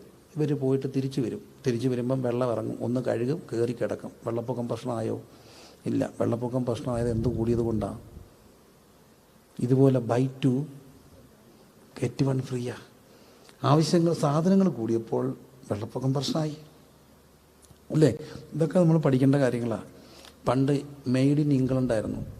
മെയ്ഡ് ഇൻ ഇംഗ്ലണ്ടിൻ്റെ ഏറ്റവും വലിയ ഗുണം എന്ന് ചോദിച്ചാൽ, ഇംഗ്ലണ്ടിൽ സാധനം മേടിച്ചാൽ ഒരു ലൈഫ് ലോങ് എന്ത് ചെയ്യാം? ഉപയോഗിക്കാം. അപ്പൻ്റെ കട്ടിൽ വീട്ടിലുള്ളവരൊന്ന് കൈപൊക്കിക്ക്. അപ്പൻ്റെ കട്ടിലോ മേശയോ വീട്ടിലുള്ളവർ. എൻ്റെ വീട്ടിൽ കിടപ്പുണ്ട്. എൻ്റെ അപ്പൻ്റെ 4 തലമുറയ്ക്ക് മുമ്പുള്ള മേശ ഇരിപ്പുണ്ട്. ഉണ്ടോ? ഉണ്ട് ഇല്ലേ? 3 തലമുറ കൈമാറും. പക്ഷെ ഇന്നും സോഫായും മെറ്റിയെല്ലാം. അപ്പോഴാണ് ജപ്പാൻ വന്ന് പറഞ്ഞു, നിങ്ങൾ ലൈഫ് ലോങ് ഉപയോഗിക്കേണ്ട, 10 വർഷം ഉപയോഗിച്ചാൽ മതി. Made in Japan. അപ്പം 10 വർഷം. അപ്പോഴാണ് ചൈന വന്നത്. എന്തിന് 10 വർഷം? മേടിക്കൂ, യൂസ് ആൻഡ് ത്രോ. ചൈന എന്ന് പറഞ്ഞാൽ സമം ഡ്യൂപ്ലിക്കേറ്റ് അല്ലേ? Use and throw. China mobile മേടിച്ചു, കുറച്ച് കഴിയുമ്പം പോവും. എല്ലാം ചൈന വിലക്കുറവായിരിക്കും, പക്ഷേ കുറച്ച് കഴിയുമ്പോൾ എന്ത് ചെയ്യും? ഇപ്പോൾ നമുക്കും അറിയാവുന്ന കാര്യം. പക്ഷേ ഇപ്പം വലിയൊരു പ്രശ്നം വന്നു. എവിടെ ഡംപ് ചെയ്യും? ഭൂമിക്ക് സഹിക്കാൻ വയ്യ. വേസ്റ്റ് എല്ലാം കൂടെ എവിടെ കൊണ്ടേ ഇടുന്നത്. പക്ഷേ ഇങ്ങനെ പോയില്ലെങ്കിൽ മാർക്കറ്റ് സജീവമാകണ്ടേ? അപ്പോൾ ഇതെല്ലാം കൂടെ വരുമ്പോൾ ഓർത്തോണം, കാണാൻ നല്ലത് നോക്കി മനുഷ്യൻ മേടിക്കാൻ തുടങ്ങി. ഇതെപ്പോഴും ഉണ്ട്. ഇപ്പോൾ കാണാൻ നല്ലതും തിന്നാൻ രുചിയുള്ളതും ജ്ഞാനം പ്രാപിപ്പാൻ കാമ്യത. കാഴ്ചയ്ക്ക് ആദ്യം തോന്നിയത് കാണാൻ നല്ലതും തിന്നാൻ രുചിയുള്ളതും. കണ്ടു, മോഹിച്ചു, എടുത്തു, പറിച്ചു, കഴിച്ചു, തിന്നു, ഭർത്താവിനും കൊടുത്തു. പക്ഷെ അന്നേരം വെയിലാറിയപ്പോൾ ആര് വന്നു? ദൈവം വന്നു. വെയിലാറിയപ്പോൾ ആര് വന്നു? ദൈവം വന്നു. വളരെ കൃത്യമായിട്ട് ഓർക്കപ്പെടേണ്ട ഒരു ഭാഗമാണ്. നമ്മുടെ ഈ സന്ധ്യ ആകുമ്പോൾ ആര് വന്നു? ദൈവം വന്നു. അപ്പോൾ എന്നും സന്ധ്യയ്ക്ക് ഈ പാപത്തിന് മുമ്പ് ആര് വരുമായിരുന്നു? ദൈവം വരും. സന്ധ്യ എന്ന് പറയുന്നത് എന്താ? പകൽ തീർന്നു, രാത്രി വരും. ഈ മനുഷ്യജീവിതത്തിന് സന്ധ്യകളുണ്ട്. എല്ലാ മനുഷ്യജീവിതത്തിലും സന്ധ്യ ഉണ്ടാകും. Everybody has to go through it. Every family has to. സന്ധികളെ ഞാൻ എങ്ങനെ വ്യാഖ്യാനിക്കും? പ്രതിസന്ധികളുടെ സന്ധികളുണ്ട്. കുഞ്ഞ് പഠിക്കാൻ പോയി, എന്തൊരു സ്വപ്ന. നേഴ്സിംഗ് കഴിഞ്ഞപ്പോൾ അച്ഛനൊരു ചിന്തയുണ്ടായിരുന്നു. അവൾ പഠിച്ചിറങ്ങിയിട്ട് ജോലി കിട്ടുമ്പോൾ അടുത്തതിനെ എന്ത് ചെയ്യും? പഠിപ്പിക്കും. കണക്കൂട്ടിയാ വിട്ടേ. പക്ഷേ അവൾ പഠിച്ചിട്ട് കല്യാണം ആലോചിച്ചപ്പോൾ അവളിപ്പം കെട്ടുന്നില്ല. ചോദിച്ചു വന്നപ്പം അവൾക്കൊരു പ്രേമം. ആരോടാ? ഒരിക്കലും ചിന്തിക്കാൻ പോലും വയ്യാത്ത ഒരാളോട്. അപ്പോൾ അമ്മ ഒരു കാര്യം എടുത്തു. നിനക്ക് അവനെ കെട്ടണോടി, അതിനാണോടി നിന്നെ പഠിപ്പിച്ചത്. അവിടെ ഇങ്ങനെ നിൽക്കുക, മിണ്ടത്തില്ല. എൻ്റെ അമ്മ ഉൾപ്പെടെ ഈ ഞങ്ങളുടെ റാന്നിക്കാരെ അമ്മമാരെ എങ്ങനെ ജയിച്ചെന്നറിയാമോ? അവരുടെ ഒരു വജ്രായുധം ഉണ്ടായിരുന്നു. ഏറ്റവും ഒടുവിൽ അയാതെ വരുമ്പം തൃശ്ശൂർക്കാരുടെ അമ്മമാരെ എനിക്കറിയത്തില്ല, റാന്നിക്കാരുടെ അമ്മമാരുടെ, ഞങ്ങളുടെ ജീവിച്ച റാന്നിക്കാരുടെ റാന്നിക്കാരിലെ അമ്മമാർ എങ്ങനെ പിള്ളേരെ ഒതുക്കുകയും ചോദിച്ചാൽ, വേണോടി 10 മാസം നിന്നെ ഞാൻ നടന്ന് നൊന്ത് പറ്റല്ലേ, നന്ദി ഉണ്ടോടി എന്ന് ചോദിച്ചപ്പോൾ ഇപ്പോൾ ഒരു കൊച്ചു, അതിന് ഞാൻ എന്തിനാ നന്ദി പറയുന്നത്? ഇങ്ങോട്ടല്ലേ നന്ദി വേണ്ട. അതിനാ 10 മാസം കഴിഞ്ഞപ്പോൾ ഞാൻ ഇറങ്ങി വന്നില്ലായിരുന്നെങ്കിൽ അമ്മ ചത്തുപൊത്തില്ലായിരുന്നു. അതുകൊണ്ട് ജീവിച്ചിരിക്കുന്നതിന് എന്നോട് എന്തോ പറയണം? ഞാൻ വിലങ്ങനെ കിടന്ന അമ്മ എന്തോ ചെയ്തേനെ, ശ്വാസം മുട്ടി ചത്തുപൊത്തില്ലായിരുന്നു. മര്യാദയ്ക്ക് ഞാൻ കുത്തി തലകീഴായി ഇറങ്ങി വന്നോണ്ടാ. അതുകൊണ്ട് എന്നോട് എന്നും എന്ത് വേണം? നന്ദി വേണം. അത് വീട്ടിലെ അമ്മയുടെ അടുത്തൊരായുധമുണ്ട്. നീ പോമോടി, എനിക്ക് കെട്ടോടി, എനിക്ക് കെട്ടോടി. ആ ഒരു 5-6 ഇടിക്ക് ഒരുമാതിരിപ്പെട്ടതൊക്കെ അങ്ങ് അയ്യമായിരുന്നു. ഇനി ഇടിക്കണ്ട, ഞാൻ കെട്ടുന്നില്ല. ആണോ? ലോകത്തൊന്നും അല്ലേ, അയ്യമായിരുന്നു. പക്ഷെ ഇപ്പോൾ തന്നെ ഇടിച്ചാൽ അത് നിങ്ങളുടെ നെഞ്ച് പോകുന്നുള്ളൂ. അപ്പോഴാണ് അപ്പുറത്താരാണ്ട് പാടുന്നു, റെക്കോർഡ് വരുന്നു, നെഞ്ചിലാകെ കല്ലാണ്. നെഞ്ചൊന്നും മാംസമല്ല, എന്താ? കല. ഇടിച്ചാൽ അയ്യോ ഇല്ല. അപ്പോൾ അപ്പൻ്റെ വജ്രായുധം എടുത്തു. അപ്പനൊരു വാക്കത്തിയുമായിട്ടൊരു വരവുണ്ട്. കൊണ്ടേരുണ്ട്. ഇല്ലേലില്ല. അവൾ പറയാം, വെട്ടിക്കൂ. നിൽക്കുന്ന നിപ്പ് കണ്ടില്ലേ? അപ്പം ഉപദേശിച്ച് വിളിച്ചു. പക്ഷേ ഒരലിവുമില്ല. കൂടോത്രം കൈവേഷം. പ്രാർത്ഥിച്ച് വെള്ളം കൊടുക്കണം. ഞാൻ വെള്ളം കൊടുത്തപ്പം പറയാം, എൻ്റെ പൊന്നു ഭാഷ, ഇതിനു മുമ്പ് ഒരു കുട്ടകം വെള്ളം കുടിപ്പിച്ചു, ഇത് പോത്തില്ല.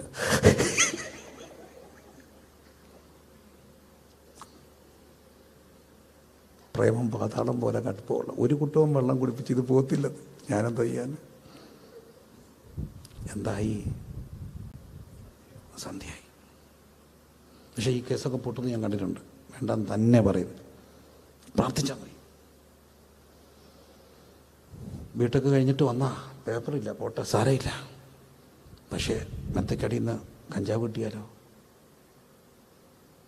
സന്ധ്യയായി.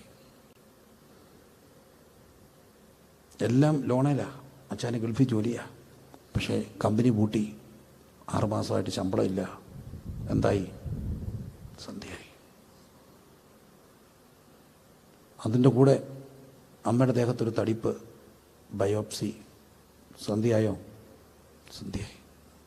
ഈ സന്ധ്യയ്ക്കാണ് മനുഷ്യൻ ആത്മഹത്യയെക്കുറിച്ചും ഒക്കെ ചിന്തിക്കുന്നത്. പക്ഷെ എപ്പോഴും ഓർക്കണം, ഈ സന്ധ്യയ്ക്ക് ആര് നടന്നു വരും? യേശു വരും. 30-ാം സങ്കീർത്തനം കൂട്ടി വായിച്ചേ. സന്ധ്യയെങ്കിൽ കരച്ചിൽ വന്ന് രാപാർക്കും, ഉഷസ്സിൽ ആനന്ദഘോഷം വരും. ഇരുട്ടും സന്ധ്യയുമായിട്ടും ഇതെല്ലാമായിട്ട് ബന്ധ മനുഷ്യജീവിതത്തിൽ ഈ സന്ധ്യ ഉണ്ടാവും. അതുകൊണ്ടാണ് എല്ലാ സന്ധ്യയ്ക്കും പ്രാർത്ഥിക്കേണ്ടത്. കുടുംബ പ്രാർത്ഥനകളൊക്കെ ഉള്ളത് അതുകൊണ്ടാണ്. കഴിവതും പ്രാർത്ഥിക്കണം. അല്ലെ നമ്മുടേതായ കൺവീനിയൻ്റായിട്ടൊരു ടൈം കണ്ടെത്തിയിരിക്കണം. സന്ധ്യകൾ മനുഷ്യനെ തകർക്കും. എന്നെ കേൾക്കുന്ന പ്രിയപ്പെട്ടവരെ, സന്ധ്യയ്ക്ക് ഇങ്ങനെ എത്ര പ്രതിസന്ധിയാണെങ്കിലും, ഞാൻ ജീവിതത്തിൻ്റെ ഒത്തിരി സന്ധികളിൽ കൂടെ പോയിട്ടുണ്ട്. ഒത്തിരി സന്ധിക്ക് പോയിട്ടുണ്ട്. സന്ധികൾ ഒത്തിരി പോയിട്ടുണ്ട്. പക്ഷെ ഒരു കാര്യം ഞാൻ പറയാം, ഞാൻ കടന്നുപോയ സന്ധികൾ ചെറുതല്ല. പക്ഷേ എല്ലാ സന്ധിക്കും നടന്നു വരുന്നൊരു കാലച്ച കേൾക്കാം. അതെൻ്റെ കർത്താവിൻ്റെ കാലച്ചയാണ്. സന്ധ്യയെങ്കിൽ വിലാപവും സന്തോഷമുഷസിങ്കലും സന്ധ്യയിങ്കൽ വിലാപവും സന്തോഷ ഉഷസിങ്കലും പരപരമേശ പരമരുളീശ നീയത്രേ എൻ രക്ഷാസ്ഥാനം. ആമേൻ. സന്ധ്യയിങ്കൽ വിലാപവും സന്തോഷമുഷസിങ്കലും സന്ധ്യയിങ്കൽ വിലാപവും സന്തോഷമുഷസിങ്കലും പരപരമേശ പരമരുളീശ നീയത്രേ എൻ രക്ഷാസ്ഥാനം. നിന്നെ കാണും ജനങ്ങൾക്കു പിന്നെ ദുഃഖമൊന്നുമില്ല. നിന്നെ കാണും ജനങ്ങൾക്കു പിന്നെ ദുഃഖമൊന്നുമില്ല. പരപരമേശ പരമരുളീശ നീയത്രേ എൻ രക്ഷാസ്ഥാനം. സന്ധ്യയിങ്കൽ വിലാപവും സന്തോഷമുഷസിങ്കലും സന്ധ്യയിങ്കൽ വിലാപവും സന്തോഷമുഷസിങ്കലും പരപരമേശ പരമരുളീശ നീയത്രേ എൻ രക്ഷാസ്ഥാനം. എല്ലാ സന്ധ്യയ്ക്കും ആര് വരും? ദൈവം വരും. നമ്മുടെ സന്ധികളിലാണ് വെയിലാറുക. എന്ത് ഈവനിങ് ദൈവം ഇങ്ങനെ നടന്നെടുക്കുക. എന്നെ കേൾക്കുന്ന പ്രിയപ്പെട്ടവരെ, സമാനമായ ജീവിതത്തിൻ്റെ സന്ധികൾ ഓരോ മനുഷ്യരുടെയും ഉണ്ടാകാം. പക്ഷെ ആ സന്ധികളിൽ ആര് വരും? ദൈവം വരും. ദൈവം വരും. അതുകൊണ്ടാണ് കുടുംബത്തെക്കുറിച്ച് പറയുന്നൊരു വാക്ക്, ആദാമും ഹവ്വയും ഇവിടെ ഉള്ളായിരുന്നു. അവിടെ സന്ധിക്ക് ആര് വരും? ദൈവം വരും. മുപ്പിരിച്ചേരുടെ ത്രീഫോൾഡ് കോഡ് കനോട്ട് ബ്രോക്കൺ ഈസിലി. മുപ്പിരിച്ചേരുടെ ആ വാക്ക് ഇവിടെ ഇതിൻ്റെ ഒരു ബേസായിരിക്കണം. ആദാമും ഹവ്വയും എന്നും വൈകിട്ട് ആര് വരും? ദൈവം വരും. എന്നും വൈകിട്ട് ദൈവം വരും. ആ രാത്രിയിലും വന്നു. പക്ഷെ ആ രാത്രി വന്നപ്പോൾ ഒരു മാറ്റം ഉണ്ടായി പറയാം. പക്ഷേ മുപ്പിരിച്ചേണ്ട് വേഗത്തിൽ എന്ത് ചെയ്യത്തില്ല, അറ്റുപോകത്തില്ല. ഒരു കുടുംബത്തിൻ്റെ ഏറ്റവും വലിയ പ്രത്യേകത, ഈ കുടുംബം ഡിവോഴ്സിലൊക്കെ പോകുമ്പോൾ ഓർത്തോണം, കുടുംബം ഒരു ചരടാണെങ്കിൽ പൊട്ടിപ്പോകാം, രണ്ട് പണയാണെങ്കിൽ എന്ത് ചെയ്യാം, പൊട്ടിപ്പോകാം. കുടുംബ സംവിധാനങ്ങൾ ഇന്ന് തകർന്നുകൊണ്ടിരിക്കുക. നമ്മളൊരു ജോയിൻറ്റ് ഫാമിലി സിസ്റ്റത്തിലാണ് താമസിച്ച് ഒത്തിരി പേരുണ്ടായിരുന്നു. അതുകൊണ്ടാണ് പല വീടുകളിലൊക്കെ നോക്കിയ 5, 8, 10 എന്തുണ്ട്, മുറിയുണ്ട് അല്ലേ? 8, 10 മുറി, ഒത്തിരി പേര് ഒന്നിച്ച് താമസിക്കുക, ജോയിൻറ്റ് ഫാമിലി. അത് കഴിഞ്ഞപ്പോൾ എക്സ്റ്റൻഡഡ് ഫാമിലിയായി. എന്താ പട്ടിപ്പൻ ബൈ എക്സ്റ്റൻഡഡ് ഫാമിലി? പിള്ളേരാരെങ്കിലും ഒന്ന് പറഞ്ഞു, എക്സ്റ്റൻഡഡ് ഫാമിലി എന്താ? 3 തലമുറ, അപ്പച്ചനെ, അമ്മച്ചി, മോനെ, ഭാര്യ, മോൻ്റെ പിള്ളേർ, ഒരു 3 തലമുറ ഒന്നിച്ച് താമസിക്കുന്നതിൻ്റെ പേരാണെന്ത്? Extended family. അത് കഴിഞ്ഞപ്പോൾ എന്തോ വന്നു പറഞ്ഞു? ശരിയാ, അതിൻ്റെ മലയാളം എന്താ? അണുകുടുംബം. അതാരൊക്കെയാ? ഭാര്യയും ഭർത്താവും 2 പിള്ളേർ, ഒന്നല്ലെങ്കിൽ. അപ്പം അതിനെപ്പറ്റി രസകരമായൊരു ഡെഫിനിഷൻ കേട്ടിട്ടുണ്ട് അണുകുടുംബത്തെപ്പറ്റി. ഒരു ഡാഡി, ഒരു മമ്മി, ഒരു കുട്ടി, ഒരു പട്ടി, ഒരു വണ്ടി, ഒരു വീട്. ശരിയല്ലേ? ഒരു ഡാഡി, ഒരു മമ്മി, ഒരു വണ്ടി, ഒരു വീട്, ഒരു കുട്ടി, പിന്നെ എന്തോ കാണും, ഒരു പട്ടി. ഇത്രയും ഉണ്ടെങ്കിൽ എന്തായി? Nuclear family. പിന്നെ മുമ്പോട്ട് പോയി. ഇപ്പം ഒത്തിരി ഫാമിലികൾ, വേറെ ഫാമിലി ഇങ്ങനെ നോക്കുക. പേരൻലെസ് ഫാമിലീസ് ഉണ്ട്, അപ്പനും അമ്മയും മരിച്ചു പോയവർ. പിന്നെ ചൈൽഡ്ലെസ് ഫാമിലീസ് ഉണ്ട്, കുഞ്ഞുങ്ങളില്ലാത്ത കുടുംബങ്ങൾ ഒത്തിരിയുണ്ട്. ഇതൊക്കെ ഇപ്പം ജനറേഷനിൽ കൂടുകയാണ്, മക്കളില്ലാത്ത ഒത്തിരി കുടുംബങ്ങൾ. പിന്നെ വേറൊരു ഫാമിലിയുണ്ട്, സിംഗിൾ പേരൻ്റായിട്ടുള്ളവർ, ഡിവോഴ്സ്ഡ് ഫാമിലീസ് ഒത്തിരി കൂടുകയാണ്.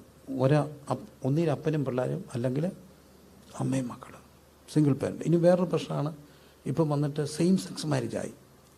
ഒരേ ലിംഗത്തിലുള്ളവർ എന്ത് ചെയ്യുന്നു, കല്യാണം കഴിച്ചിരിക്കും, സെയിം സെക്സ് മാരേജായി, ലിവിങ് ടുഗദറായി.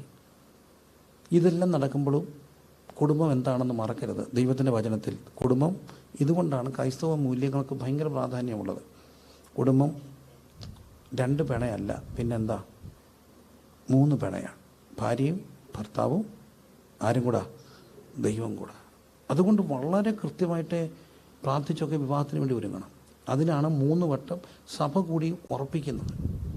ഇന്നടത്ത് ഇന്നാരും ഇന്നടത്ത് ഇന്നാരുടെയും തമ്മിലുള്ള വിവാഹ നിശ്ചയം നടത്തുമെന്ന് ഞങ്ങൾ ഇന്ന ദിവസം ആലോചിച്ച് തീരുമാനിച്ച് ഉറപ്പിച്ചിരിക്കുന്നു എന്ന് സഭാപ്രതികൾ ഒപ്പിട്ട്, ദേവദാസന്മാർ ഒപ്പിട്ട്, അപ്പനും അമ്മയും ഒപ്പിട്ട്, ചെറുക്കനും പെണ്ണും ഒപ്പിട്ട്, എന്നിട്ട് സാക്ഷികൾ ഒപ്പിട്ടിട്ട് 2 കാരണന്മാരെ മുമ്പിലോട്ട് വന്നിട്ട് കുറി കൊടുക്കട്ടെ, കുറി വാങ്ങട്ടെ. എന്നിട്ട് അവർ തമ്മിൽ എന്തോ പിടിക്കും, കെട്ടിപ്പിടിച്ചൊരു ഉമ്മ. അതുകൊണ്ട് ഉറപ്പിച്ചിട്ട് ഒത്തിരി നീട്ടിയിടരുത്. നമുക്കൊന്നും വിലയില്ല പോവും. ഉറപ്പിച്ചിട്ട് നീട്ടിയിട്ട ഇവർ 2 ദിവസം കഴിയുമ്പം പിണങ്ങും. ഇതൊക്കെ വലിയ സങ്കടം. അപ്പം നമ്മുടെ ഉപ്പിന് ഒരു വിലയില്ലേ? നമ്മളൊക്കെ നീട്ടിപ്പിടിച്ച ഉപ്പിടുന്നേ. നമ്മുടെ ഉപ്പിന് ഒരു വിലയില്ലേ?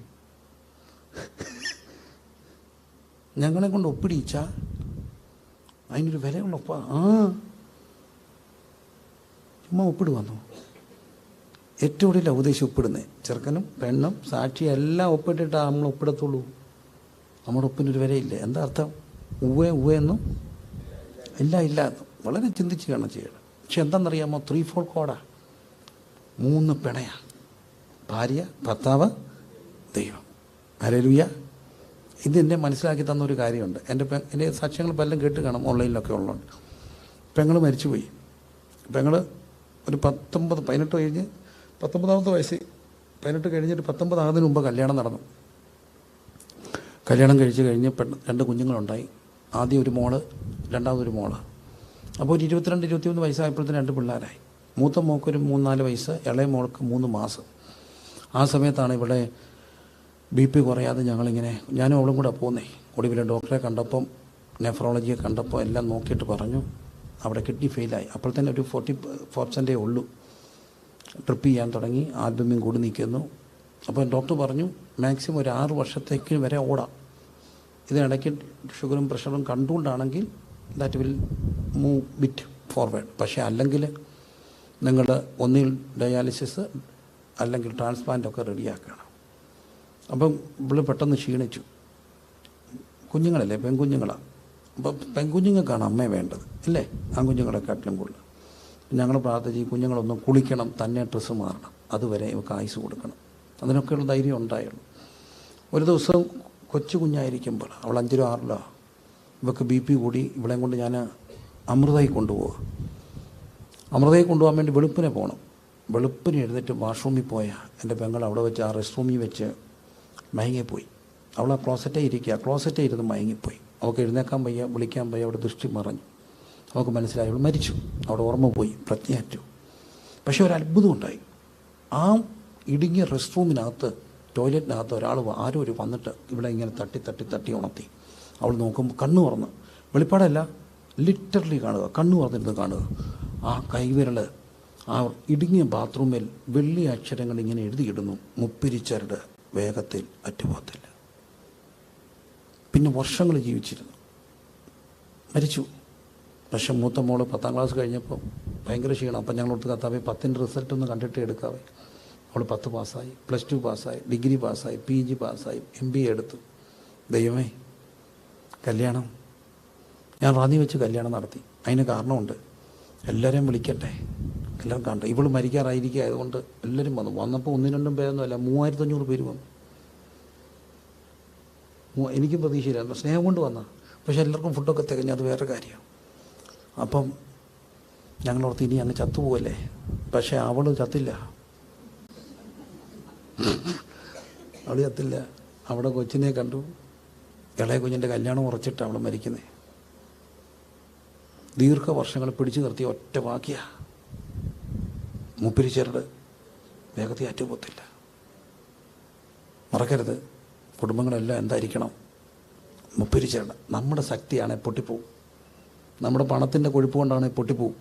പക്ഷേ ഈ ബലഹീന കാര്യങ്ങളെ തമ്പുരാനുമായിട്ടേക്ക് കയറി പിണയണം. എന്നും വെയിലാറുമ്പോൾ ദൈവം ഇങ്ങനെ നടന്നു വരും. ആ നടന്നു വരുമ്പോൾ ഇവർ 3 കൂടി ഇങ്ങനെ പിടിക്കുക. നമ്മുടെ സന്ധ്യ ഭയങ്കര പാടാണ് കേട്ടോ. ഞാൻ കടന്നുപോയ സന്ധ്യകൾ വലുതായിരുന്നു. ഞാനും ഭാര്യയും തന്നെ കണ്ണോട് കണ്ണ് നോക്കിയിരുന്ന് നേരെ എങ്ങനെ വെളുപ്പിക്കുമെന്ന് ഞാൻ ഓർത്തിട്ടുണ്ട്. നാളത്തെ ദിവസം എങ്ങനെ ഫേസ് ചെയ്യും പ്രശ്നങ്ങൾ. പക്ഷെ ഒന്നെനിക്കറിയാം, ഒന്നും സംഭവിച്ചില്ല. തീങ്ക വഴുകുരുന്ന പോലെ, കാറ്റിങ്ക പുക പതർന്ന പോലെ, 1000 പ്രശ്നങ്ങൾ വന്ന വഴിക്ക് പോയി, മടങ്ങി വരാത്ത കാറ്റ് പോലെ. തിരിഞ്ഞു നോക്കുമ്പോൾ ഇതെല്ലാം ഒരു അത്ഭുതമാണ്. പക്ഷെ ഒന്നെനിക്കറിയാം, സന്ധിയിലെല്ലാം ദൈവം. സന്ധിങ്കൽ വിലാപവും സന്തോഷമുഷസിങ്കലും, സന്ധിങ്കൽ വിലാപവും സന്തോഷമുഷസിങ്കലും, പരപരമേശ പരമരുളീശ നീയത്രേ എൻ രക്ഷാസ്ഥാനം. പരപരമേശ പരമരുളീശ നീയത്രേ എൻ രക്ഷാസ്ഥാനം. നിന്നെ കാണും ജനങ്ങൾക്കു പിന്നെ ദുഃഖമൊന്നുമില്ല.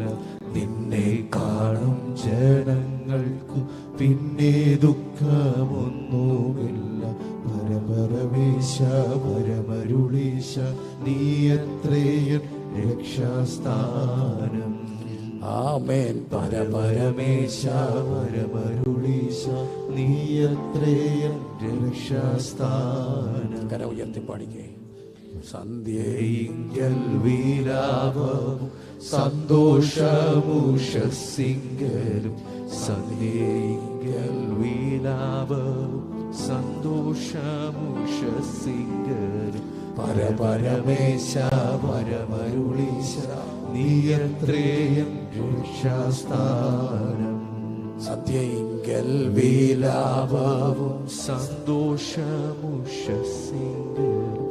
സന്ധ്യയിങ്കൽ വിലാപവും സന്തോഷമുഷസിങ്കലും. പരപരമേശ പരമരുളീശ നീയത്രേ എൻ രക്ഷാസ്ഥാനം.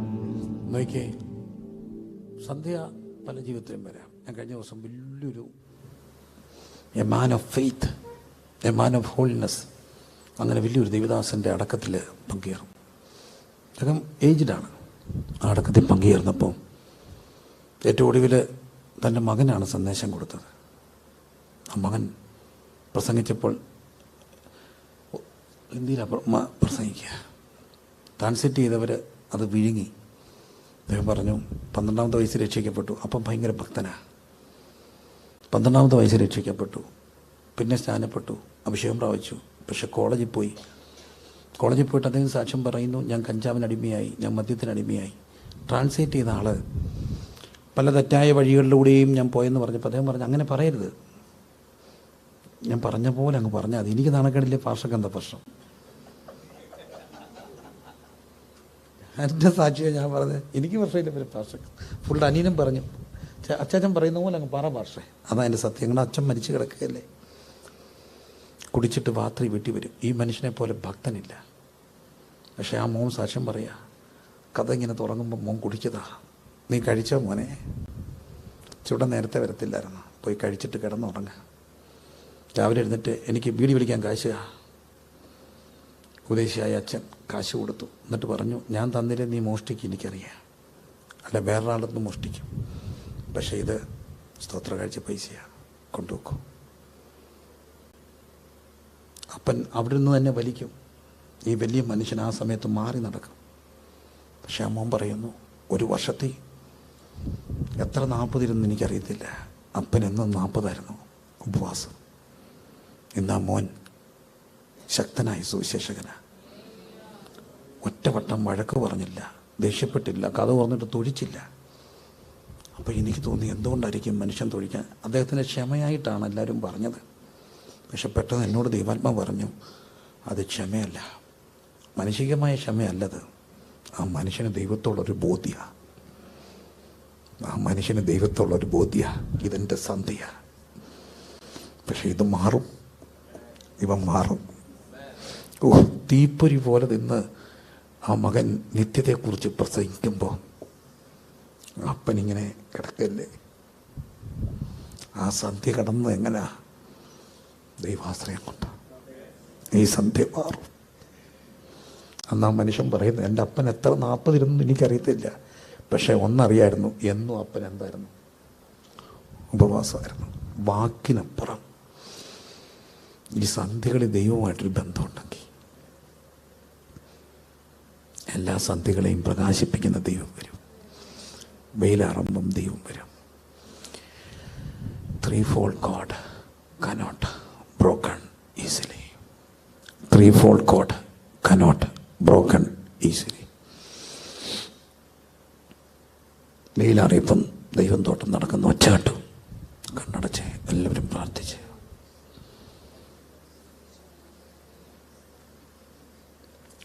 കർത്താവ് ഒരു യാഥാർത്ഥ്യമാണ് നിങ്ങളുടെ ജീവിതത്തിൽ. പൊട്ടിപ്പോകാത്ത, ഇഴപൊട്ടാത്ത ഒരു ബന്ധം ദൈവമായിട്ടുണ്ടോ?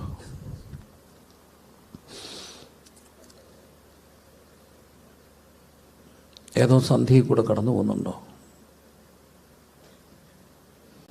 ബന്ധങ്ങൾ എവിടെയെങ്കിലും പൊട്ടിയിട്ടുണ്ടോ? പക്ഷേ അന്നവിടെ ഒരു ബന്ധത്തിന് ഇടർച്ച ഉണ്ടായതുകൊണ്ടാണ് ദൈവം വന്നപ്പോൾ അവർ പാത്തിരുന്നേ. എന്നിട്ടും ദൈവം തേടിപ്പോയി. ആദം, വേറെ അറിയൂ, നീ എവിടെയാ? ഇന്നും ദൈവം ചോദിച്ചുകൊണ്ട് വരിക, നീ എവിടാ? അതിന് വേറെ അർത്ഥം കൂടെ ഉണ്ട് കേട്ടോ. നീ എവിടാന്ന് ചോദിക്കുമ്പം നീ എവിടെ ആയിരിക്കേണ്ടവനായിരുന്നു. അതോടെ ഓർത്തോണം. മദ്യപിച്ച്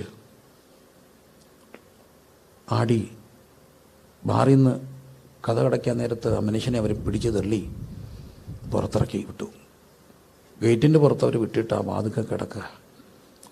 ആ മനുഷ്യനോട് ദൈവം ചോദിക്കുക എന്ന് വെച്ചു, നീ എവിടാ? അതിന് മറ്റൊരർത്ഥം കൊണ്ടുണ്ട്. കുഞ്ഞെ, നീ ഇപ്പോൾ എവിടെ ആയിരിക്കേണ്ടവനായിരുന്നു? ഇപ്പം രാത്രി 11 മണിയായി. പണിയും കഴിഞ്ഞ് സന്ധ്യയ്ക്ക് രാവിലെ കൊടുത്തു വിട്ട ലിസ്റ്റ് മേടിച്ചുകൊണ്ട് പോയിട്ട് ഭാര്യ വെച്ച് തന്ന കഞ്ഞിയും കുടിച്ച് പിള്ളേരെയെല്ലാം പ്രാർത്ഥിച്ച് അവരെല്ലാം കിടന്ന് കുഞ്ഞുങ്ങൾ കിടന്ന് വന്ന് കിടക്കുന്ന ഭാര്യ പറയുമ്പോൾ ആ കട്ടിലേക്ക് കിടക്കേണ്ടവനല്ലേ ഇപ്പം കിടക്കുക ഗേറ്റിൻ്റെ പുറത്ത്? നീ എവിടെ ആയിരിക്കേണ്ടവനായിരുന്നു? നീ ഇപ്പം എവിടെ ആയിരിക്കേണ്ടവനായിരുന്നു? നമ്മൾ ആ ചോദ്യം ചോദിക്കണം. ഇങ്ങനെയൊക്കെ അല്ലായിരുന്നെങ്കിൽ എവിടെ ആയിരുന്നേനെ ഇപ്പോൾ? നീ എവിടെയാ? പാപം നമ്മളെ ഇങ്ങനെ ദൈവത്തിൽ നിന്ന് കൊണ്ടുപോകും. നമുക്ക് കണ്ണി നോക്കി വർത്തമാനം പറയാൻ കഴിയണം. ഇത് കണ്ണി നോക്കുന്നൊരു കുറവാണ്. പത്രോസ് ഇങ്ങനെ കണ്ണി നോക്കുന്നുണ്ട്. തിരിഞ്ഞപ്പോൾ പൊട്ടിക്കരഞ്ഞു. വെയിലാറുമ്പം ദൈവം വരുമ്പം എവിടാ അമ്മിക്കുക? അപ്പം തന്നെ ഏതോ സന്ധികളിലൂടെയൊക്കെ കടന്നു പോകുന്നവരോട് കർത്താവ് പറയുന്നുണ്ട്, ഈ സന്ധ്യ മാറും. അത് എന്ത് സന്ധ്യ ആകട്ടെ, ആ സന്ധ്യ മാറും. ഉഷസ് വരും, ഇതും കടന്നു പോവും. സങ്കീർത്തനം പറയുന്നു, മടങ്ങി വരാത്ത കാറ്റ് പോലെ, മടങ്ങി വരാത്ത കാറ്റ് പോലെ ഈ സന്ധ്യ പോവും, ഈ സന്ധ്യ പോവും.